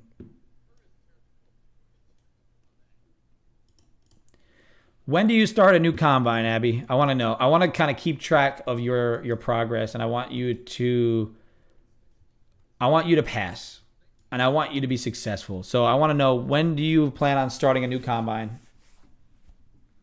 And then what account size, what firm? Let's get into the weeds a little bit so I avoid trading myself. I'm going to go talk to you so I don't overtrade. So there's ways to stop yourself from trading, and there's ways to make sure that you do it on your own. But also for me, I kind of distract myself here. I know you do, Scott. I know you do. So do I, but that's why I'm going to wait on it. So I want to hear what Abby's plans are for moving forward in her trading journey. Also, I guess, how long have you been doing this? How many times have you blown accounts? I mean, I can tell you I've blown way more. Yeah. You'll practice for a month again on Sim because it's what I want to do to punish yourself for failing my current one. Yeah. Punishment. Okay, so since last August, I've been doing this since 2017, on and off. I can't say full-time, right, because I still do the other jobs. And in between, kind of when you put pressures on from other things, your trading will suffer. So things need to kind of line up. So if you do want to, wait a month, let it happen. You've only been trading for pretty much 1 year. So now you've gone through some trials, tribulations. You understand that just because you think you can get it doesn't mean that you can get it, if you know what I mean. Or if you did get funded, or if you ever get to that point, if you didn't earn it correctly, the market's going to take it back from you. It knows how to take money from people who don't know how to do it, because there's so many super smart people doing this. And I'm not saying I'm one of them. I'm just saying that there are people who do this full-time at banks, at hedge funds, at places, and they're looking to manipulate you. They have algos, all that stuff.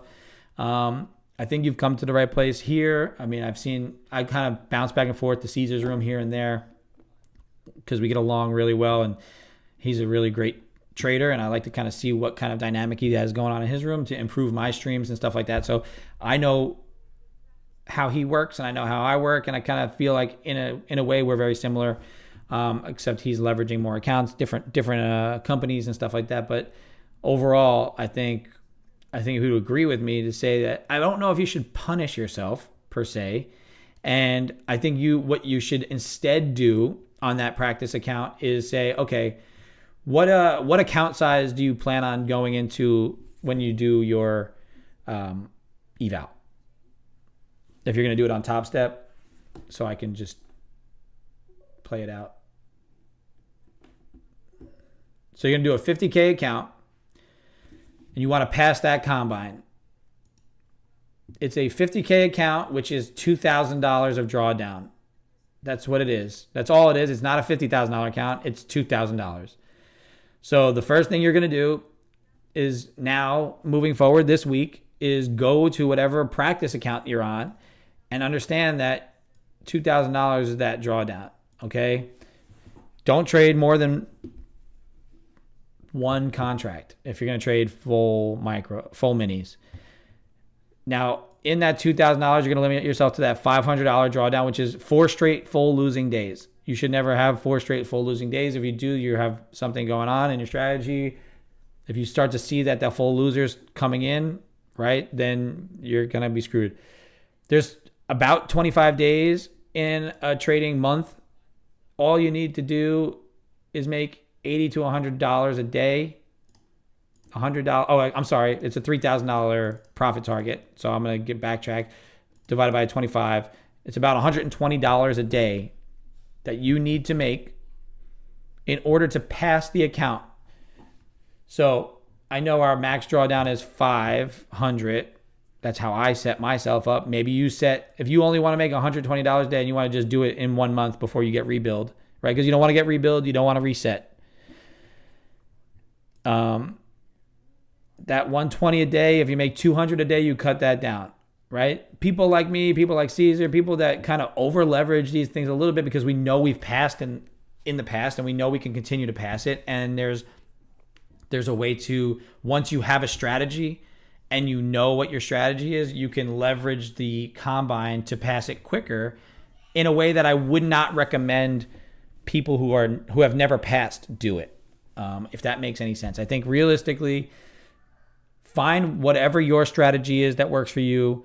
Avoid the over trading. Look to make no more than 3 trades a day and lock yourself out if you're up or down a certain dollar amount.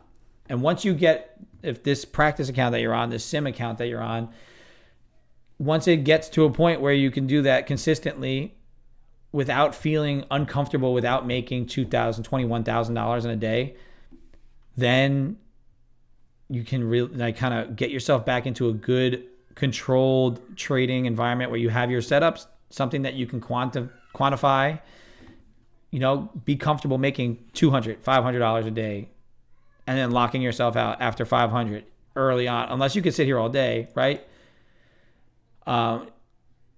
Just do that. Try your best to kind of get into the rhythm of every day in this practice account. I've gotten myself comfortable with making a little bit less, but being way more consistent and having 5, 10, 15 green days in a row, whether they be $5 winners or $5,000 winners, right? Don't limit, if you're in a trade and it's up and it's still working and your strategy says to hold, then to keep holding, right? That's smart. That's the way you do it. If your strategy says get out and you're now up, X number of dollars, don't just get in because you have money. Don't do whatever you can do to not give it back. That's the goal, right? Don't give it back. If you cannot give your money back, you're going to be in a lot better shape. And then after that, once you feel comfortable with that, hey, start a combine. Say, I'm going to start my combine now, and I can't lose 2,000 before I make 3,000. My strategy shows that I win 60% of the time. I can trade 3 times a day. I know I just did it for the last 2 weeks, 3 weeks, that I can make $200 a day consistently every single day. And I'll pass this account before my next billing cycle. And you want to do this long term. You want to keep these accounts as long as possible. So then when you do that, if you pass the account by making $200 a day, 200, 300, then when you get into the funded account, when you get to the XFA, you just keep those same habits, and then you'll consistently do it and you'll grow these accounts. And then as you do it, I can pass one. So now you go and pass another. You take a payout, you pass another, and now you can leverage and copy and just do it where you build it consistently long term. Because otherwise you're going to be in a situation where you're just going to over leverage, and at some point it's going to burn out and blow up. Until you get to the point where strategies, don't do that.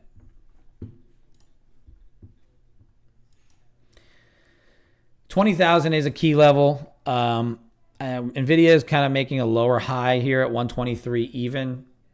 Getting back to the trading a little bit, away from coaching so much. I do have some size flashing below, but nothing really big on the book. the delta is starting to curl back the other way. So aggressive buyers are starting to come in, but nothing close to where we started to sell off. So when we started to sell off, we were well up here with the aggressive buying. We're still down on the doldrums here, still making low, we're starting to curl back up, make higher lows in this delta. And if you start to get this breaking of the high of the day and the delta starts to creep up, you'll probably get some acceleration through it. There is that volume node here at 20,020, but you can see potentially maybe it is a range bound Monday. Russell is starting to push up as well. It's continuing to push up through 2,200. See if this is going to be a break above and a failure, maybe a wick of 20 and then rotate down. And then you can start to watch these previous day highs again. If it's going to be a rotational type day, it seems like we're accepting over the previous day high, but that doesn't mean that we will remain up here. We started the day by pressing through here, kind of grabbing that and then kind of rotating back down and pretty cleanly.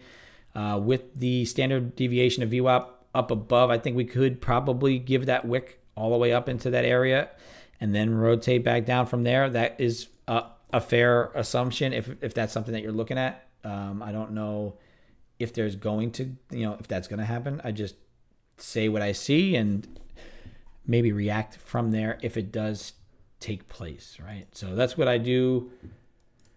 When I'm doing my analysis, I look for things like that to kind of come into play. I want to see these things hold. I want to see, what's going on with price action. What type of moves are we getting? Where are we getting the moves? What's the Mag 7 doing? Right? What's NVIDIA doing? Mainly because NVIDIA's been the market driver this whole time. Clear as day, this was the play here for that short as well. Watch what happens, something similar to that here. Maybe you get another, instead of being a lower high, maybe you get a wick off high of 20 and then a rotation down. That's what I look for shorts. If I get a heavier long tilt, it's 68%, so it is starting to creep up higher. Size is flashing overhead, but pulling, so maybe just trying to draw people to buy. Sitting right on that 20,000 number, obviously a key psychological level. If that fails and gives up, watch previous day highs, watch overnight highs, all that fun stuff. If I'm going to capitalize on this, I'm going to do it on the 100K. So I will look to be a little bit aggressive on the 100K account as opposed to the copy trades.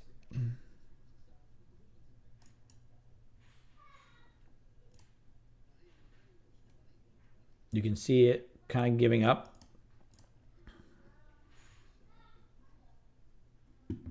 67% long.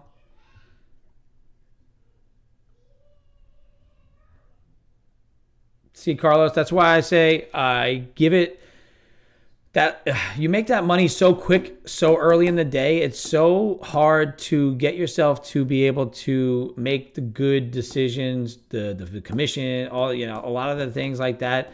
I really believe in my heart of hearts that you need to try your best to walk away after that. Even, especially if you don't have a lockout button or something like that, give yourself that walk away, take a breather, avoid the charts for a little bit, and then come back if you're going to continue to trade the whole day. Like there's, my way is not the only way or the perfect way, or I'm going to say even the right way, but it works for me. And what I like to do is, if I make a really good A+ trade, why would I want to give it back at all the rest of the day? I'm not going to do that. I don't want to make that mistake and give back the money that I made that I can't make anywhere else in that amount of time. If I can copy trade 2 accounts, make $400 across 2 accounts, $800 in 1 minute, then I'm going to lock out and I'm not going to execute much more that day because I know, maybe there's not much more to this day. And realistically, you could see what happened to me the rest of the day just trying to trade the 100K, right? Like I took the one a little bit bigger loser because it is the 100K, so I extended the loss a little bit just to let that trade breathe. And what do you know? It rotated out. And then the rest of the day, it's just mainly get myself back to even and then just be comfortable waiting for one more A+ setup, knowing that I've limited my risk now to whatever it is. So just kind of something to be mindful of. Same thing with Scott, right? if you have to ask yourself the question, I'm up $1,000 across two different accounts, so $2,000 realistically, if it comes to fruition. You have to not let the profit targets of the combines make you do things that you wouldn't do if it was just your money, right? If it was just your money and you were like, man, I gotta make sure I keep this. You make $1,000 in a minute or 2 minutes, $2,000 in a minute or two or 10 or an hour in the time frame. You're not making that in 2 weeks at a day job for most people. So if you're gonna go ahead and say that I'm willing to risk that, that's up to you. But for me personally, I'm not. I want to do this long term. I want to build this account. I want things to go my way, and then I want to be done for the day. And I want to go do other things. I want to explore other options. I want to explore what I can do personally, and spend time with my family and do other things that I can do. Yeah, I stay on this stream till 11 most of the time. I execute in the first hour, and then I'm just talking the rest of the day. Or if I don't execute in the first hour, I execute later. Like right now, I'll execute this short on the 100K and see what happens with it, just purely based on the breakdown of this 20,000 level. If it breaks back above 20,000, I'm going to get out. I'm front running my previous day high a little bit, which is a little bit out of my comfort zone here, but I'm pushing it here for my stream, which I would have probably not been on here had I been done for the day at that first hour, right? So if we can get this to break and hold below here, then we should get some flush, get this 100K up. I mean, it's already green now, but I want to see if I can get this to actually break down. Doesn't seem like it. So over 20,000.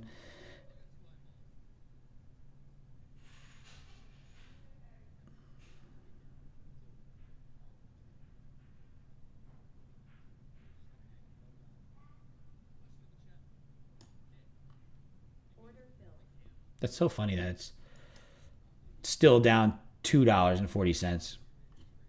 I don't like to front run my levels too much because I don't trust that the breakdowns happen right there. I want to see what happens with NVIDIA at 122.30. If it can accept back below there, then we can get this short through the previous day low. And that's where I get my selling to come in, more on my timing. I mean, the previous day high, I apologize, not the previous day low. Was that a good trade? Yes.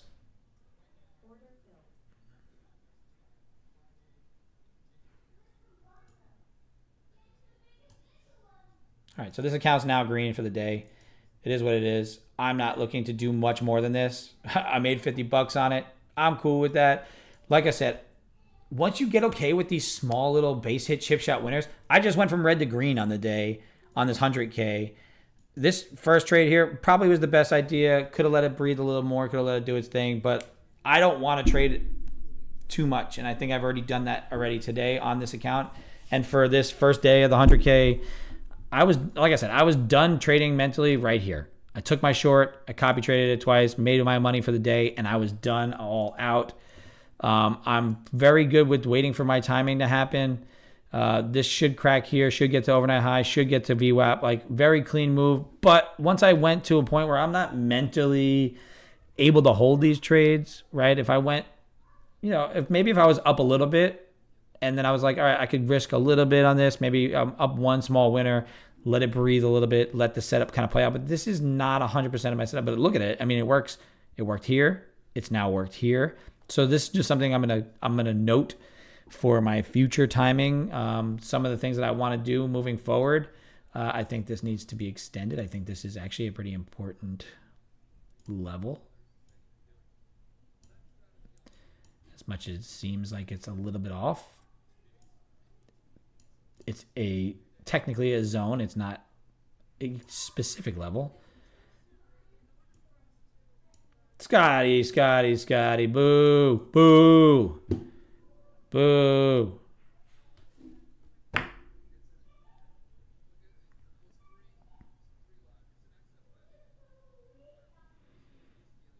Are you long or short, Scott? Short. All right. Yeah. So can you see what I am talking about as far as most of? Oh, so you're up 998. All right. You went from up 1,000 to up. Yeah, lock out when you're up, dude. Don't go through the mental hula hoops to just lose a couple dollars, right? That's always what ends up happening, right? Let's say you take an A plus trade. If an A plus setup comes around, have another account that you can execute on that, and you can still capitalize on that move. But there's just, once those accounts have established that you have made the money that you need to make for the day to support yourself, to just better your life a little bit, just lock that out, take the chance, and understand that it has to just be consistent. Do it day in, day out, day in, day out. Like, everything needs to happen. I know it's so hard to just want to do things all the time. I want to click buttons all the time. I want to short this too. Do I think it's ready? Not necessarily. We're very range bound. We're very tight. We have low liquidity here. We're approaching an hourly close. Let that 10 o'clock close happen, even though it's not 5 minutes to it. Let the thing dance around a bit here, because it's going to be whippy around that hour, that 10 o'clock hour, into 10:30 with the euro close. There are times. Oh, rebound on 100K is the first of the month. What's your balance at on the 100Ks? You got to be close.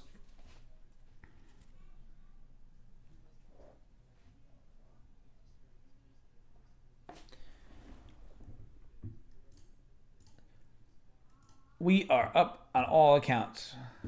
Just past halfway. That's still great. So what? You're at a little over $3,000. So basically, all you have to do is make the 50K pass, right? So just think about it as that, I don't have to pass 100K. I don't have to make $6,000 in the next week. When is the first? You have a week. You have 1, 2, 3, 4, 5, 6, 7 days to pass. If you're right up on it and you're going to pass and you might get rebuild the next day, it could be worth that extra couple bucks to not force that trade, because you're in this account. You've built it up. If you were at a point where you were like still close to break even, didn't really make money, your drawdown's lower, I would say leverage it and burn it, because you're going to get a free reset on the rebill. But if you're up on that account, don't worry so much about the rebill, because if you can pass it, just pass it. If you don't, let's say you're at 105, 500, and then tomorrow's the first. Who cares if you get rebuild? You're about to pass a 100K account. You're about to get to yourself, and you're going to develop good habits to where you're going to pass it, and then you're going to be like, oh, whatever, I got to rebuild. And then you're going to have a funded account the next week, instead of having to do it all over again because you tried to push an extra $500 when it wasn't there, right? Because I've done it. I've been up to like $2 from passing, and I've clicked it and I've clicked it. I'm like, I'm going to make it, I'm going to make it, I'm going to make it. And I just do stupid things. And then what do you know? You burn the account, because you get so mad and so frustrated about the things that you were doing that created that unnecessary stress of the account. Don't overstress the account. Don't do things that are going to really create that nonsense. So here's our 100K. Day one on the 100K, our best trade and our worst trade. On a single day, it looks shitty. Realistically, I cut a couple winners short to kind of just get myself back to even, and probably shouldn't have done that. But you can see we took that first loser, and then everything else after that was a green trade. So right now, am I going to give back all of that progress just to get a bigger day? No, I don't really care, to be honest.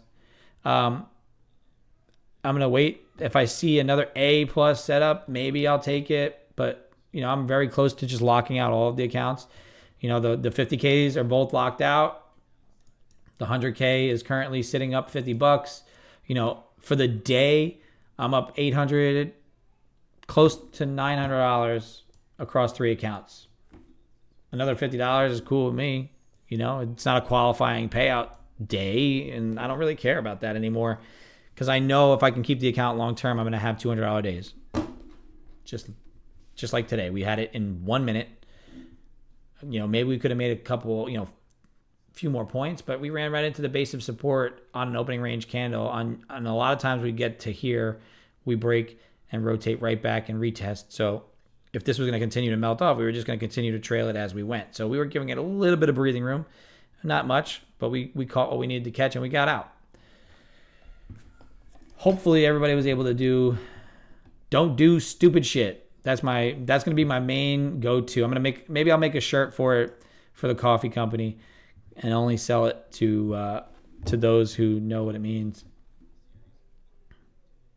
You do need to watch it. I haven't. Me and the wife haven't really caught up to the most recent episodes, but maybe I'll make a mug that says "Don't do stupid shit." I'll pop the Day Trading Coffee Co. here and go, "Don't do stupid shit." That'd be great. And maybe I'll do it in a way that's kind of clever. I got to design some. Let me know whenever you're ready. The website's always there. As Scott's brought up that he's almost out of his espresso that he loves. He says it's his favorite ever. And I'm not lying to you. He left a Google review, which I appreciate more than anything. If you want coffee, go over to the website. Use my code @policingpips. So it's not just policingpips. And you get 15% off all your orders in there. Yeah, don't do stupid shit, Leezy baby. That's all it is. That's the name of this game. If you can do that. So yeah, this is out. If you go to the website, you go over to Swag Shop. We have 4 different mugs. We have this in gold and silver. So we got this cool guy here in gold and silver. We have, you know what? Why am I doing that when I can just go here and show you everything we got here real quick? Just real quick. Head over to the website, click shop, go over to Swag Shop. No, it doesn't say don't do stupid shit. I got to get that. I'm going to make that one. So we got the gold mug with the silver. We got the color changing logo. We got the travel vacuum insulated mug. You got the tumblers. And also we have the main mug right here. That was the first design that I did. And that's one of my favorite go-tos. It's a little bit bigger than the rest of the mugs. But I'm going to go ahead and make that don't do stupid shit mug as a trader. Maybe I'll blur it out, make it a little clever just so people don't feel so pressured. But go out to the website, take a look. A portion of all profits, once we get into profits with the company, is going to go into the funding fund. I'm going to start giving away combines. I'm going to start giving away cash accounts. You could always go over to Lightspeed as our featured partner. They give us great deals over there. If you use code coffee, let you start a brokerage account with $5,000. Shit with a $. I dig it. It could be ticker hit or it could be shit. You never know.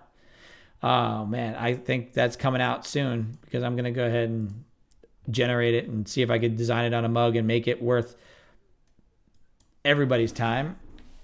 That could be the chat room's featured mug. Maybe if anybody in here wants to live by that mantra and go with the don't do stupid shit, I will design a mug and maybe I'll do a little vote on. I'll do 1 or 2 different ones and I'll give a little vote in the chat. See what everybody likes.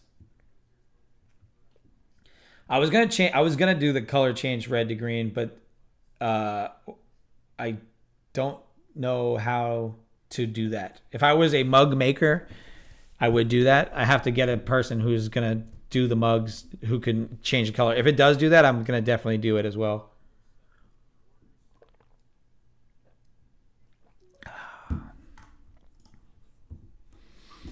Yeah, so there's plenty of things that I have plans for the future for the coffee company. Like I said, the ultimate goal is a co-trading space coffee shop tandem. It's going to be really my ultimate dream on this. Me and the wife have always wanted to do a coffee shop. That'd be cool. I like that. Leezy. It's going to be lots of things coming. I always try to give out, try to make new designs, new shirts, new mugs and stuff like that. I fell into the trap of overtrading last month and I decided to dedicate pretty much all of June to maximizing funding and stuff like that. So, hey, maybe, hell yeah, let me know. And like I said, I want to do guests. I want to have people come, make it a destination for traders down here in the Houston, Texas area. Maybe make it who knows? Maybe we could franchise it one day. Big dreams out here on Tradecaster, on YouTube. Scott, pleasure doing business with you. Go watch your show. I will see you later. If you're working tonight, I'll be in today.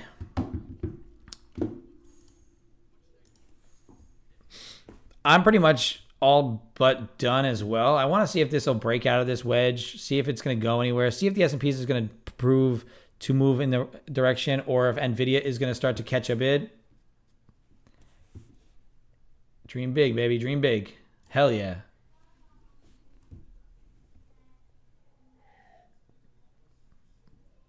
My two mantras currently are: it is what it is, and don't do stupid shit. And then for the kosher families, it's all about confluence equals confidence when it comes to trading. I like to kind of reiterate that to myself, that the more things line up for me, the better I have the confidence to execute on my strategy and on the play that I'm looking for the day. I let the market tell me what to do. I have the confluence lead to my confidence, and therefore I'm able to execute calmly on certain setups. It's why I'm able to take losses. It's why I'm able to accept risk, is because I have the ability to see what's going on multiple different layers at the same time. And then as you get better at trading and as you have more time in it, and maybe, that's something that you want to add is, just something else little, something else. As you build your playbook, as you build your confluences, trading doesn't become easier per se. It just becomes, more manageable, right? You're able to understand timing a little bit better. You're able to understand the power of small wins compounding over time, and the ability to not go ahead and overtrade, right? So if you can do those things and you get that confidence, you set yourself on the right track for a long-term goal of being a successful day trader, and you could really do it. Next month, I think in Pressure's Top Step Combine, is there a deal? Currently, I don't know if there's any deals. You could always click the link in my chat in the bio here, Carlos. Click that. Any of the actual offers that are out there, is linked to that link. So if there was ever a discount or anything like that, if you click my link, it'll automatically apply that discount to checkout. If I see that, I always have Top Step TV in the background, and I do keep tabs on their Discord here and there because I like to use it for outages and some of the support stuff. If they post any sort of resets, if they post any sort of combines, if they post any sort of things that they're giving away, I always send it to Tradecaster, and I always put it in the chat here if I see it. So if you're over here, or if you go over to Tradecaster, I'll post it if we're live.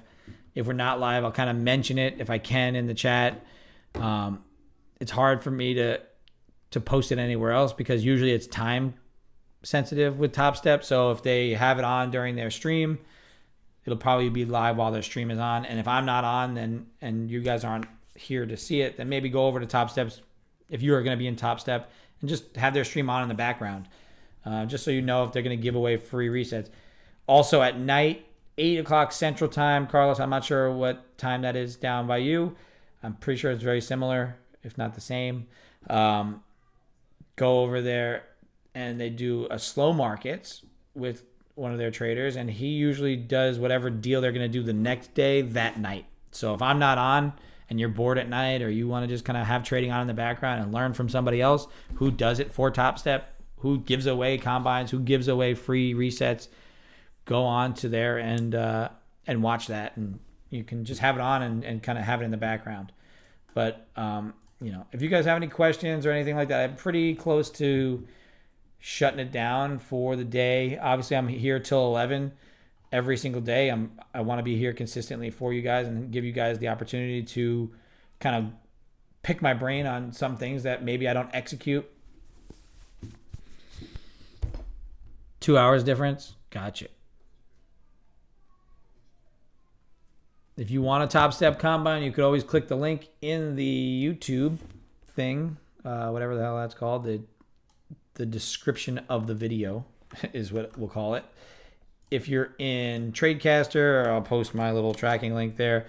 That link will give us whatever the current discount is, that unless it's like a free thing that they need a code for. So that'll be the best pricing on Top Step. Yeah, they give you, thank you, Abby, absolutely. Every day I can be here, I'm going to try and be here as far as an educator and as far as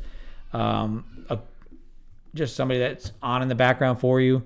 I kind of just continuously talk through levels, talk through trades, what I'm seeing with NVIDIA, with the market, and all that. And then we can always go into questions.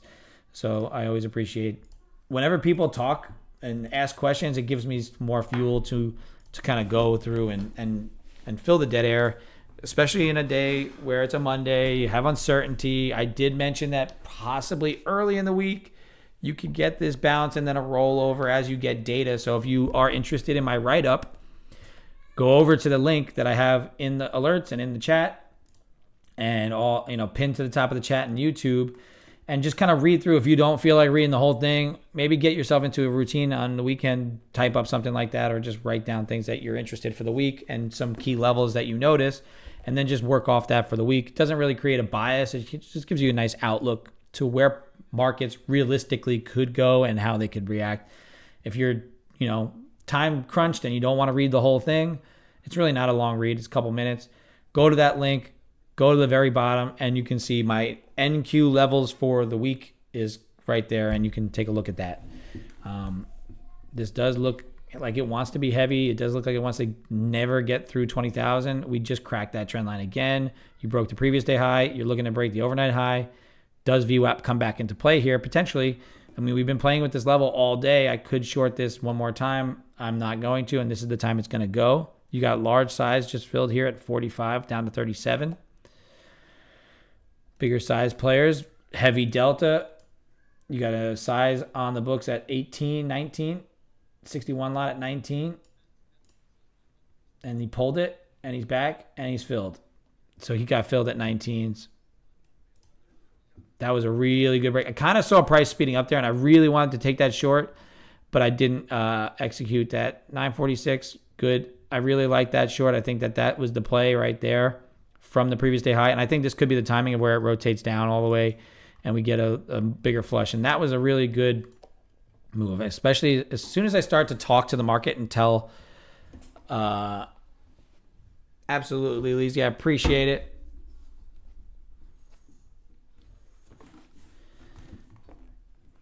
Let's get it. Let's get it. I appreciate your patronage. And like I said, as we grow, it's going to be all about giving back to that trading community and giving people the opportunity to, maybe get some funding that they couldn't get in the past, or some, whatever we can do to help the trading community. And that's where I want to be as far as, all these people selling courses and all that stuff. I just want to provide good coffee and have good trading education in there, and let people get something out of being a patron of some, a community, instead of just feeling like they're being scammed.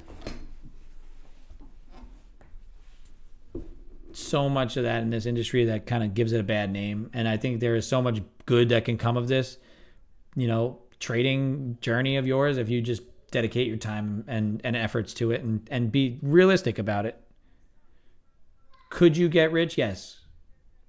Can you mute your expectations and do it better and better and better? Yes. It's just all a matter of patience and understanding yourself. It's all about understanding yourself. 100%. 100%. Doing it alone is cool, but doing it together is way better. Way better. And doing it realistically, right? Like I said, do it in a way that is repeatable, actionable. I should have took this trade because I basically was talking about it as it was happening. I said, this looks like it's going to go. And then I saw the size come on the book and all that stuff. That's something I should have been on. But I'm more in the point right now where I'm comfortable with my day, and I'm on the coaching side of it at the moment. And realistically, if I miss it, it's cool. I'm really cool with just not taking it. But that was the move right there that you could easily capitalize. Another 1 minute trade where you're up another couple $100. What's up, AK? How we doing today? Another good green day to start the week. I'm sure you're green as well, as always. Nobody better than The AK man out here coming in, always checking up on me, making sure I'm doing all right, which I always appreciate, and try to reciprocate. Whoa, taking a week off. I like it. I like it. Sometimes you just got to step back, especially when you're making bank like the AK man, playing NCAA football all weekend. You're hungover from NCAA football. I saw that you were offering up that ticket. I was very, I think that's going to be a cool show, dude. It's the childhood coming out in us. Don't act like I don't see you. I see you. Is it at Fenway or is it somewhere inside? Oh, I bet he does. Oh, that's going to be a cool show, dude. A few years ago, we were going to go see Zach Brown at Fenway when we were doing a baseball trip up there, and I just didn't get there the day that they went to the Zach Brown show, but I heard that Fenway is a really cool place to see a concert. And the one time I was there also, the Rolling Stones were up in there, and I heard that was wild too. Only stadiums I've been to for concerts as far as like stadiums, Citi Field. Zach Foo Fighters at Citi Field was sick. And I went to the Meadowlands and saw Zach Brown. That was just big. It's Zach Brown and Kenny Chesney a few years back. And then, you go to the Madison Square Garden, all those New York things. Seen a few people at the Garden.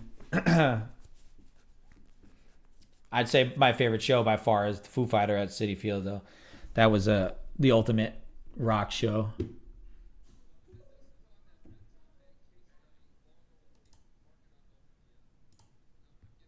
I like the competition. I dig it. So, perfect setup there for that previous day high breakdown to VWAP. The kids are playing with dominoes and Legos. I love hearing the laughter in the background. Sometimes I hear the crying. Sometimes I hear the laughs. Right now, that's a heavy delta, big aggressive seller, flattened out on that delta, and you kind of ticked up to the point of control, looking to maybe crack this low and give you that next little flush to the downside. Russell grabbing a bid. It's so hard with new games. I used to be really good at NHL back in the day, and I haven't played games like you probably in a long time, ever since I had kids. Basically, is really when I gave up the gaming more so. I dabble here and there in Call of Duty and get smoked now. But NHL I used to be really good at, and then they started switching the controls to being wild, and I was like, wow, I'm not a kid anymore. So I get the new games and burn out. Yeah, no time now. I mean, this is the ultimate game right here, baby. The day trading game. If you're on that day trading game, you can make money doing it. It's more. Yeah, stock market is the best game ever. Still the GOAT. Will always be the GOAT. Careful on the longs. As we hold the overnight high and the previous day high, we are accepting into yesterday's range. The 26.75 level is the flush point from Friday. 26.75. We accumulated a lot here, and then we started to roll over. So just be careful on the long side if you're doing that. Yeah, there it is. Hell yeah. No Bron in this conversation. It's MJ all day.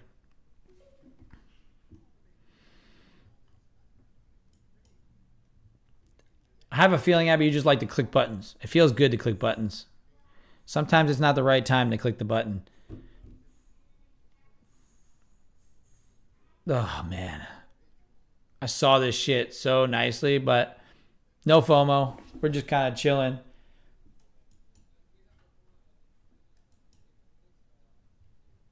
Nice little break of the low of the day here. Could continue on. As I mentioned, this purple area within the big gap is the gap from Friday into Saturday. So, and the overnight low there is a good target once you start rotating off of previous day highs and overnight highs.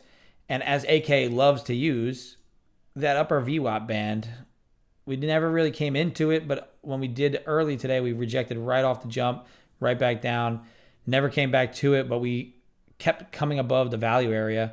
and then rejecting. That rotation, pretty clear right there. Coming back under VWAP.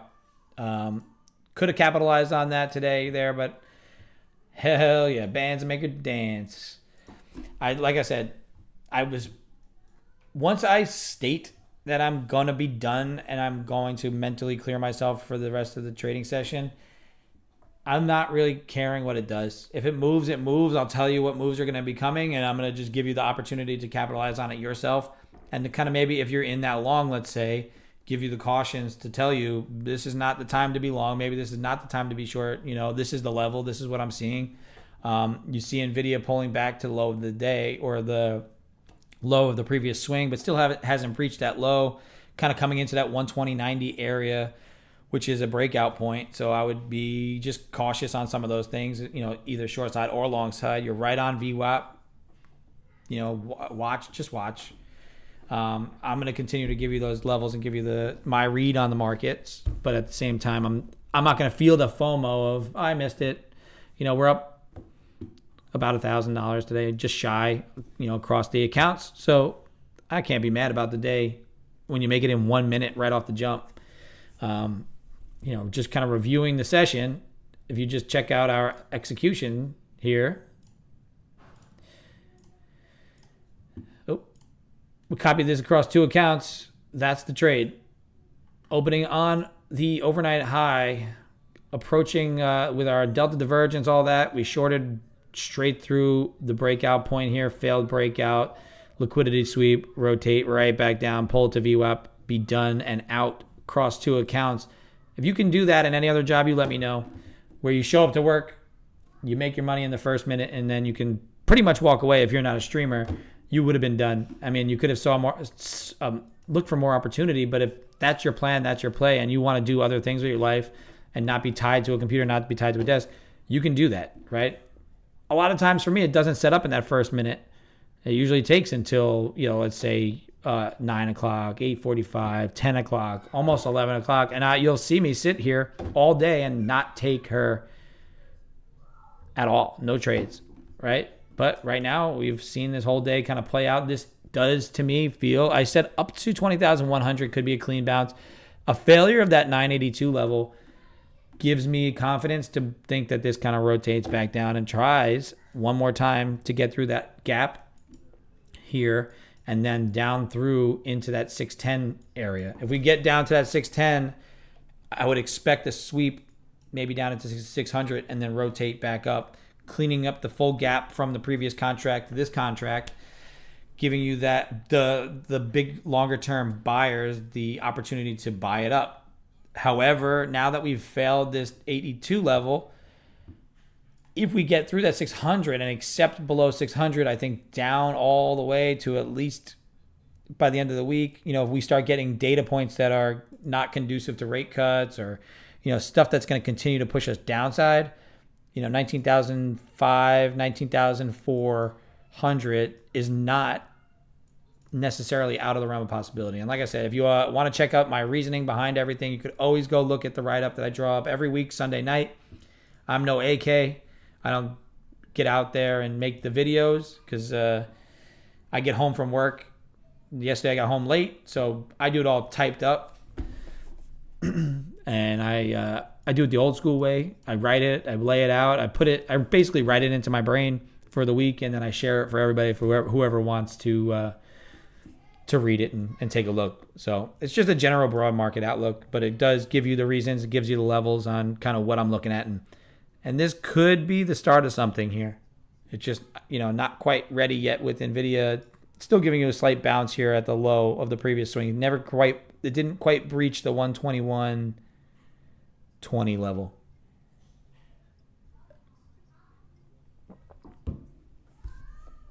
There's always opportunities, and I'm going to continue to give credit where credit's due. When I look on Instagram and I see people talking about trading and the mental side of it, I heard it said once, and it'll stick in my head. Just because the market is moving doesn't mean a trade is needed to be made, right? It doesn't mean that it's your trade. The market is going to move all day, every day, and it's going to do it forever until we EMP ourselves and we go into the Stone Age. And until that day, we're going to be out here able to execute our strategy when it appears to us and not just because the market is moving. Once you get to that level, I think that just that statement alone was very impactful for me. Just to take me to that next little point where like sometimes I feel like the market moved and it went without me and I felt sad. Oh, poor me. I got the FOMO. Woo, boo-hoo. But you don't need to do that because there's another one and another one and another one.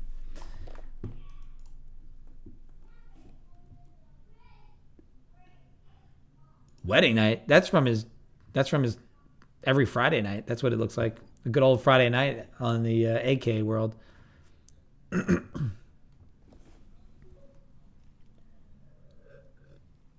Should have seen how he dressed in New York. It was wild.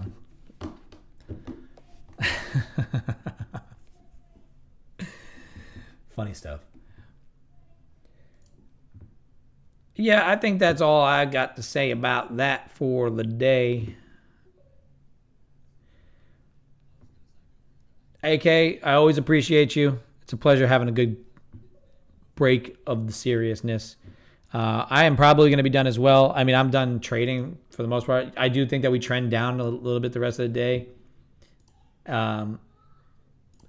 But, you know, the opportunity was here. I missed it, and I'm not going to hammer in and FOMO it in now that we're kind of running down to it and chasing it. So I saw it speed up on the tape. I saw the fills getting put in there, and once I saw that kind of happening around that level, I should have been a little bit aggressive, but hell yes.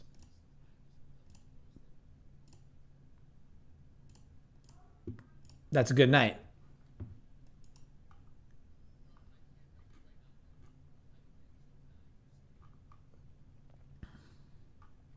If we get into this and clean this gap up, maybe I'll have an opportunity for a long before 11 before I get off the stream, but I mean, let's see if it gets heavy.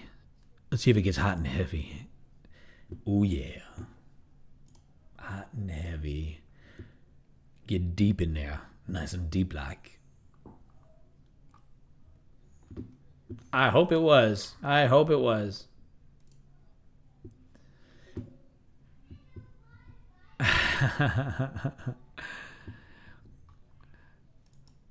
You're quick with it there, AK. Always the quickest.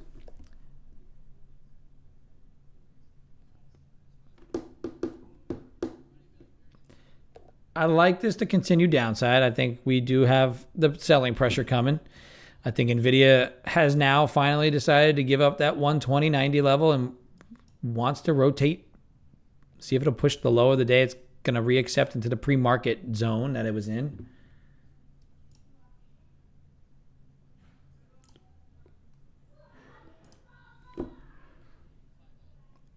We are basically trading the NVIDIA futures. So if you don't use NVIDIA as a guide to your future trades, as always, AK, it's a pleasure. It is a pleasure. We are actually approaching that 841 level too. 841 was a nice support on Friday. It's been a longer term support on this this contract, this NQU contract. Jam it up, baby. Jam it up. I took a route. It was a Friday night. It's actually a Tuesday in fucking Fenway.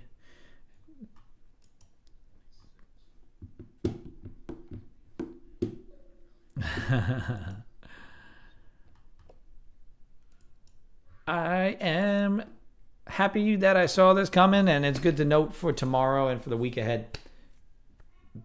As always, sir. Good day to you. I said good day. I said good day. I'm all good with the day so far today. I made my money in the first minute. It's very difficult for me to sit here and say I don't want to continue to execute. I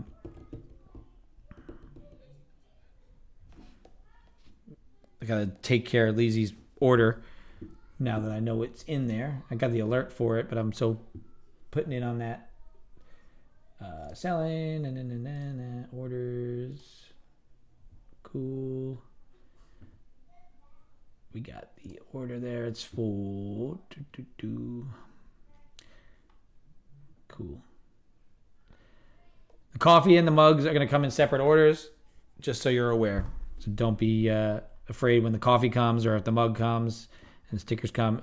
Just don't be afraid if it comes separately. Because my roaster does everything with the coffee immediately, and then I got you. You're going to get a few extra stickers, you know what I mean? And I got you. I don't have anything else extra. As a police officer, we do not have any extra gig, to give you.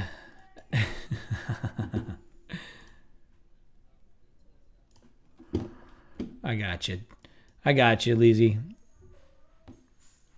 Yeah, I'll throw that in there. Maybe I'll throw some ammo. You have some 9mm rounds, 5.56 rounds. Just send them over.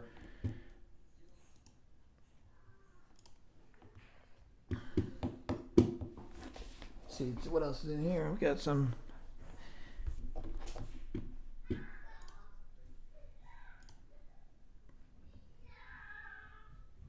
Cool. Got to check up on that.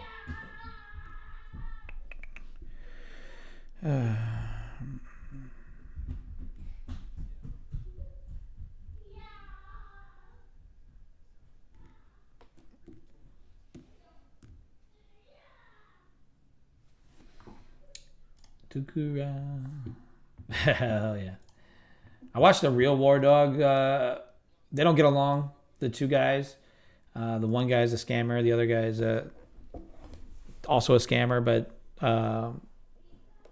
was actually did his house arrest and all that stuff. And it was actually a really good, quick little interview where I didn't think he was going to admit as much as he did about the whole thing. It was a really good interview. I forgot what it's called. I think it's Soft White Underbelly.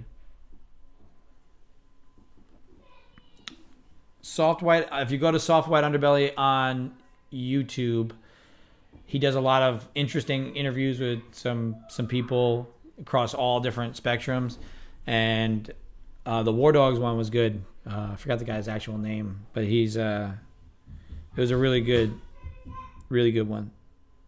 Orders. I'm gonna just make sure everything is good on it. Submit. If there's ever any issues with quality in any of my coffee orders, the mugs or anything like that, sometimes the printers decide to send things appropriately, and sometimes they mess things up, and I make sure that everything is done right. So please leave me feedback when you get the mugs, when you get the coffee, so I do know how to make everything right. I never want anything to come less than 100%. So if it's something that's bothering you about it or whatever, just leave me the feedback and I'll always make it right, whatever the case may be. Like I said, I'm not out here to just be one of those scammer types. I want to be a quality over quantity type person, and that's why we're trying to just grow it organically, do everything correctly, and make sure everything is made right. And I think so far our quality has been nothing but up to snuff. But like I said, there's always mistakes that are made, and I just want to make sure that in case, if the mug comes weird or something happens to it, if it breaks in the mail or anything like that, just shoot me a message, email, or message me in here. Shoot me, post it on Instagram, tag us, let us know that you like it, all that fun stuff. Leave us a review on Google once you get it. It would be appreciated. Really not much doing for me. Like I said, we made our money in the first minute of the day. So for the stream here, I'm just kind of trying to provide as much value about mentality, give you levels, kind of give you guys a game plan on how you can pass these combines without having to reset, without having to worry about billing, without falling into the trap, especially even after you get funded, right? Going into that trap of, I need X number of traded days for Apex or for Top Step. I need X number of $200 days, right? Here's my trading for these 2 XFAs. I have 2 qualified payout days. I don't care about the other days. They're just base hits to progress in the right direction. Most of these days were 1 winner, 1 loser, 2 winners, 1 loser, just here and there, just not capitalizing on big moves, just catching whatever I can catch and move on. The last 2 Mondays have been really good. I've been able to catch what I needed to catch. log out and be done in a short period of time. In the past, I would have been focused on getting that next $200 day. I want another $200 day. I need to qualify for a payout. I don't care. I'm just trying to build these accounts, just execute good quality trading for myself. My strategy isn't perfect, but it works for me, and it keeps me in a really nice rhythm, and I'm able to capitalize on things and limit my risk and just kind of do this day in and day out, make my money and leave. If you want to do what I do, you could always watch the streams. You can go back and review all of them on YouTube and just see, or maybe, ask questions about what my strategy is and how I execute it, and just kind of listen along. Because like I said, a lot of what I do is Confluence stuff. A lot of what I do is, trying to get as much data as possible at key levels, use my key levels. Like right now, we're nowhere near my key levels, so I have no trade. Long-term levels, nothing. I have no overnight high, no overnight low, VWAPs away, everything. We're in the middle. So whatever happens here, of course it's going to get to somewhere, but I'm not going to be the one to pick which time, where it goes and when it does, because I'm not able to limit my risk in the middle. So avoiding the middle is probably the best thing. Don't do dumb shit, as we have established on this stream time and time again, and then just go from there.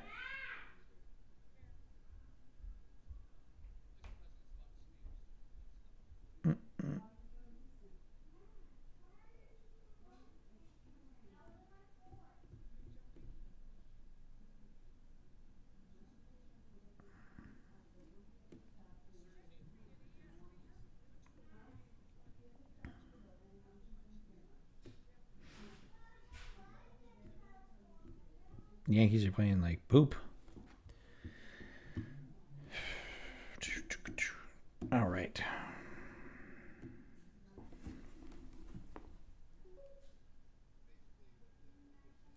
That's it. Don't do dumb shit. DDDS.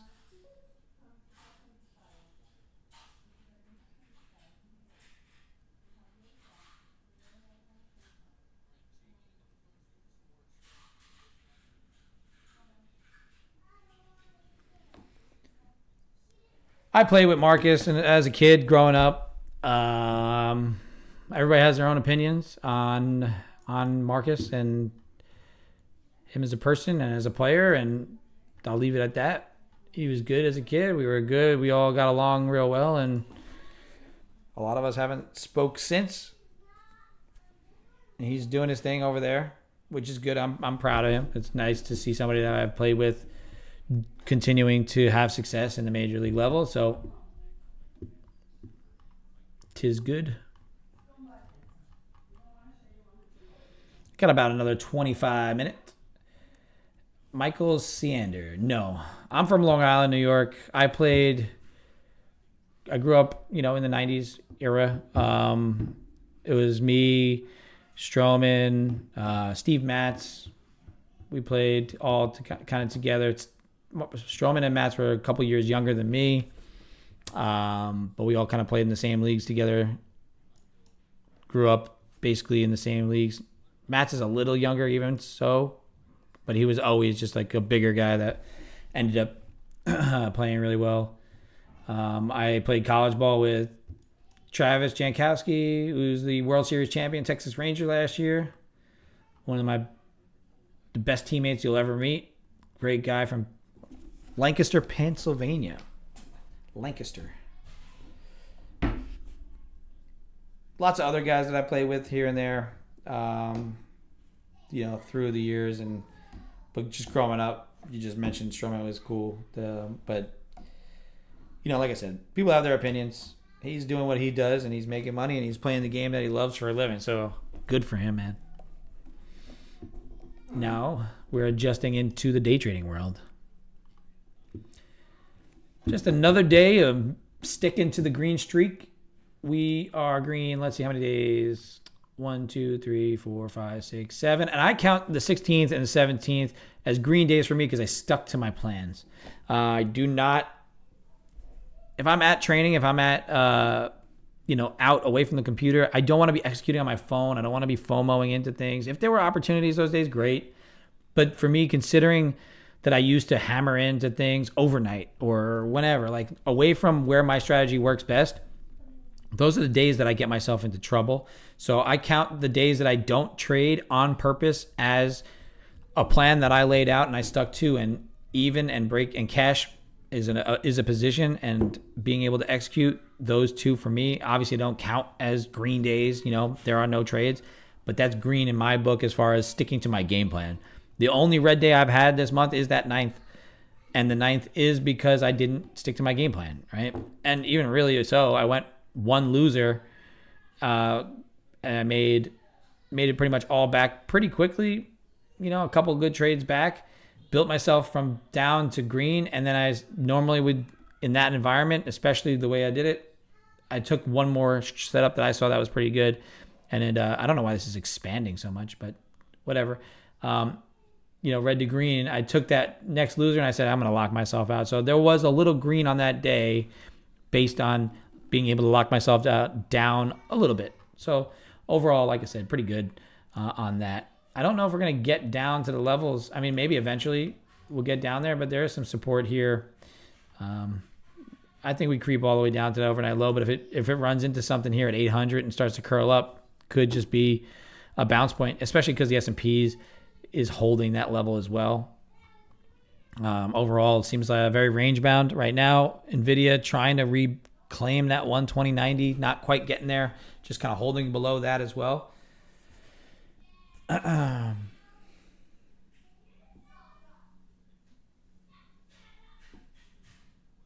20 more minutes really left here. I'm pretty much done for the day. If anybody wants me to stay on, talk about anything, go over any levels or whatnot, I'll do that. I'm going to go check on the kids real quick, make sure everything is good in there. I'll come back and sign off in a few minutes. But before I get out of the room real quick, does anybody have anything that they want to kind of run through real quick right where we're at right now? Just kind of based on some key levels. I said the 41 level is pretty important. That's, been structure, so could act as an area where we stay bullish or bearish below. I said this week the line in the sand is 760 as our key bullish bearish point, right? So if we stay over 760, the bulls are in control. Anything down below 760, the bears are taking over and starting to step in and accept it into that range.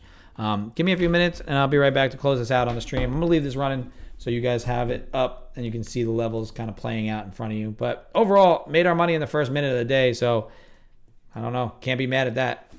$800 in 1 minute. I'll take that every day of the week. Give me a minute.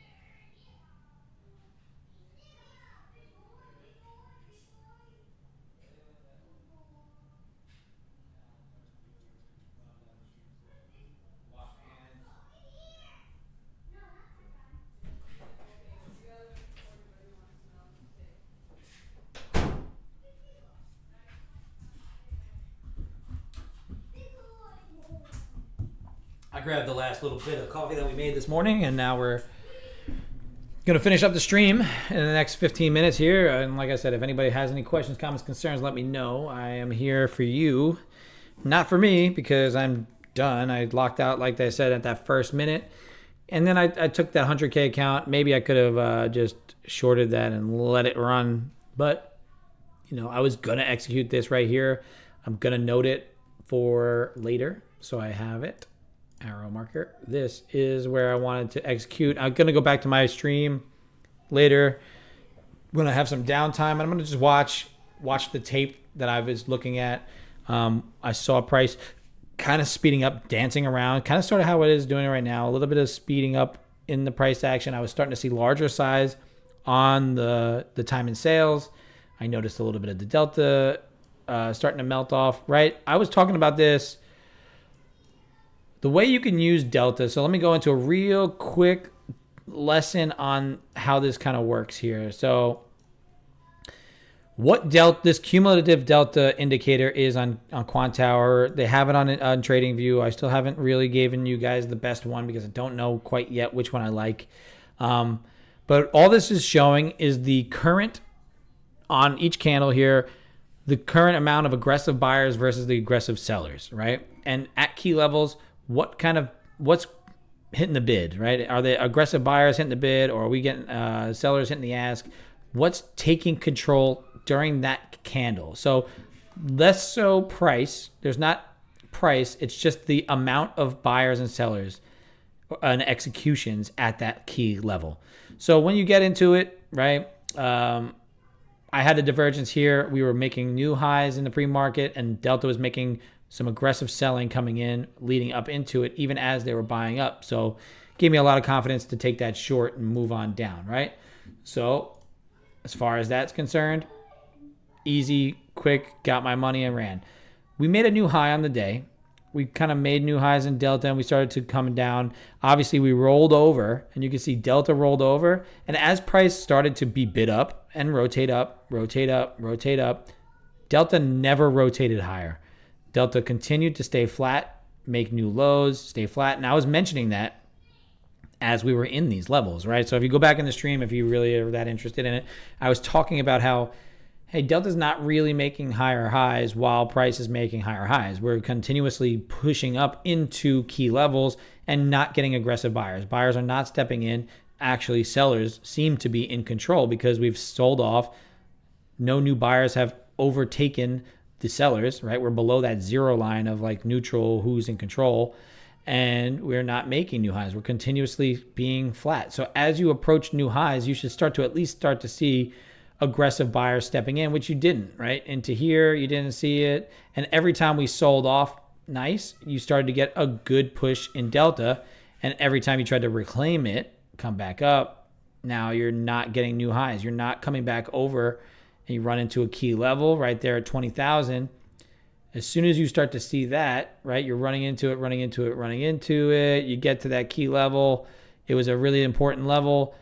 On that candle, you started to get no aggressive buyers stepping in, still sellers coming, and then you got the aggressive sell immediately right there on that candle. So you can see Delta, instead of pulling back and breaking up, every chance it got to sell off, it got aggressive on the sellers. So you can see sellers are in control and give you the confidence to say, okay, that's one check mark. Excuse me, going through puberty again. One check mark on confidence in my level. Okay, so now I know that we haven't had any aggressive buyers step in at any point when we tried to push up higher. That's one check mark. Next check mark, I come out of here and I'm into the key level of Friday's high, right? So I'm making these new highs, attempting to accept out of Friday's range, that was the high of Friday's range. So are we getting people who are interested with that Delta into pushing this price up and accepting out of the range? Or did we get the sellers to push us right back in and accept into the range and try and get back and find price points that it wants to be executed in down between the previous day high and previous day low, and or make new lows and accept below the low, right? And that's why I use this strategy, because it works where If I don't get aggressive buyers, then a failed breakout is likely, and then you can continuously hammer the short at a key level until you start to see that gives up, and then the aggressive buyers start to step in, and that can give you confidence on the breakout side, right? So I use these key levels because they're reactive. They should come into play almost every single day. And that delta, that quick little delta indicator there that I gave you was just, it's real time indication of who's being aggressive as far as buyers and sellers. You couple that with time and sales, you couple that with some other little factors, Nvidia being at a key level, S&P's also being at a key level, kind of seeing little things here and there that confluence equal confidence. You can take this short. I didn't take it. 90% of the reason I didn't take it is because I was talking about teaching you guys what I was, trading. Could have probably easily taken this and took it straight down to VWAP and had no issue, and probably would have trailed out at VWAP, because most of the time I'm targeting VWAP as that first area. If it breaks through cleanly, then I use it as a stop, and then I get that full rotation. Just managing two different accounts, kind of still got to get back in the rhythm of doing that, because I'm copy trading on one with two, and then I have the 100K that I'm trading on its own. So overall, looking at this for an absolute A+ entry, and I did not execute, and I don't feel FOMO on it, but it is reflective where I can react to it and I can look at it and see, okay, wow, great. That was definitely an A+ setup. Yes, it definitely played out. There's all the reasons why it was going to play out. I was coaching you guys. I was talking about things. I was doing things that maybe were conducive to helping you instead of executing and making a little bit of money on this. But I'm not really too worried about it, because I know that this will happen again, because it happens time and time and time again. I just got to see it come play out, be focused on it. And if I really wasn't done early, if this trade never happened, that first trade, if that trade never happened there, then maybe this is the one I was looking for. And I'd be a little bit more focused, a little bit more in tune with what you're looking for.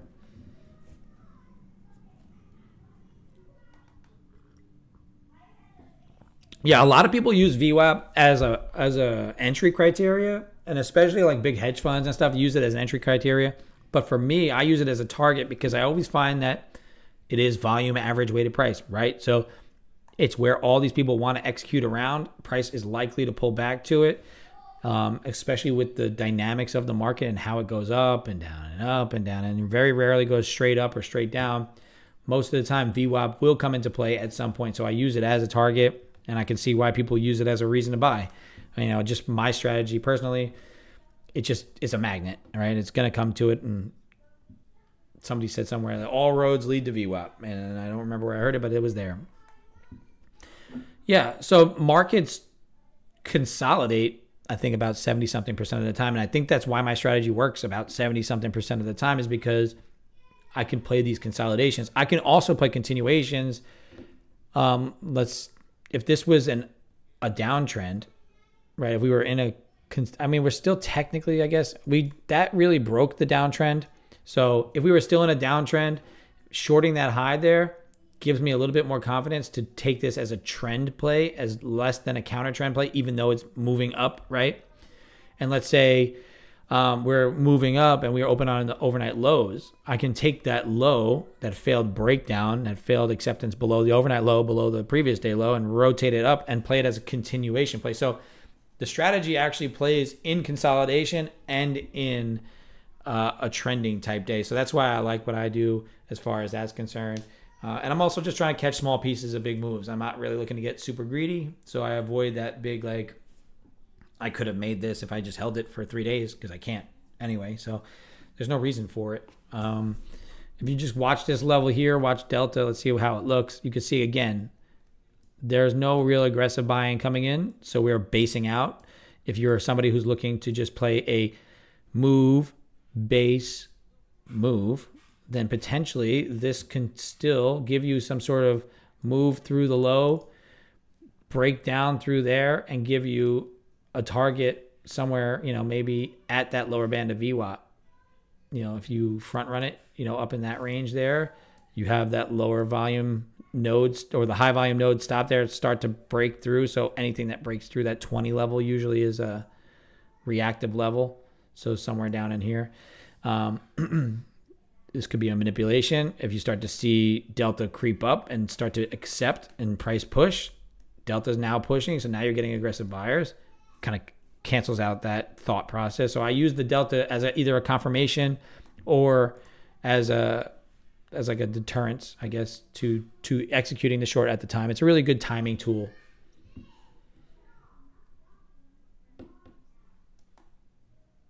That works. As long as you have a repeatable strategy that works, like that you can just consistently do time and time again and just limit your risk on it and not oversize, then you're perfect. You're good.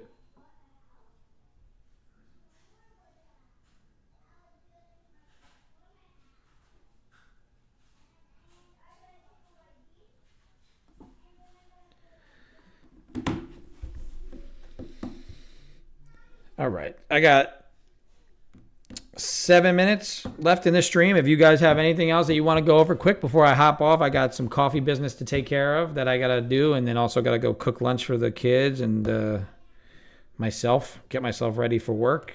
You know, I got a lot of things moving, a lot of moving parts. So I will be off at 11 today. Tomorrow, back on again, 8:30 a.m. Central Time. We do not have any real big news. Existing home sales, I find to be a moot point. I don't really think it makes a big difference. It gives you slightly an idea of, buyer sentiment, but really it's not a very, I don't think it's a very big market moving event.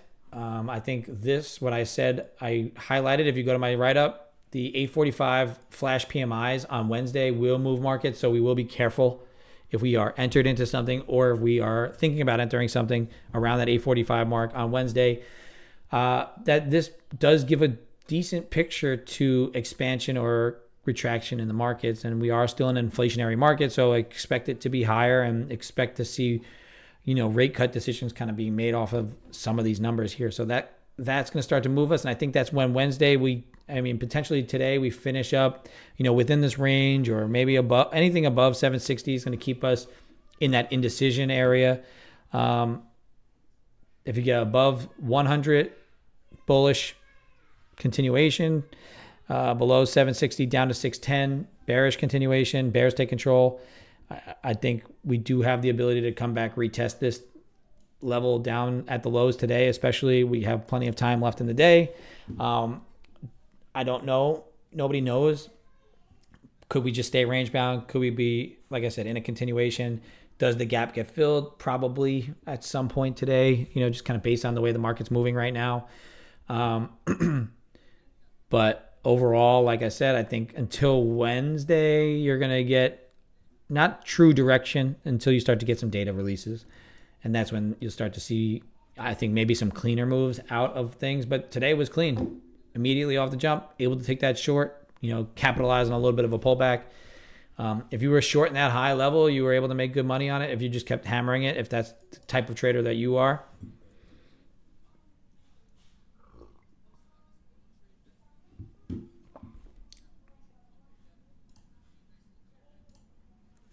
I got 5 minutes, 4 minutes. Any questions, anything that you want that's up, I'm here for you. Overall, like I said, another really good day of letting our plan play out, executing, even going into the 100K where we are up $50.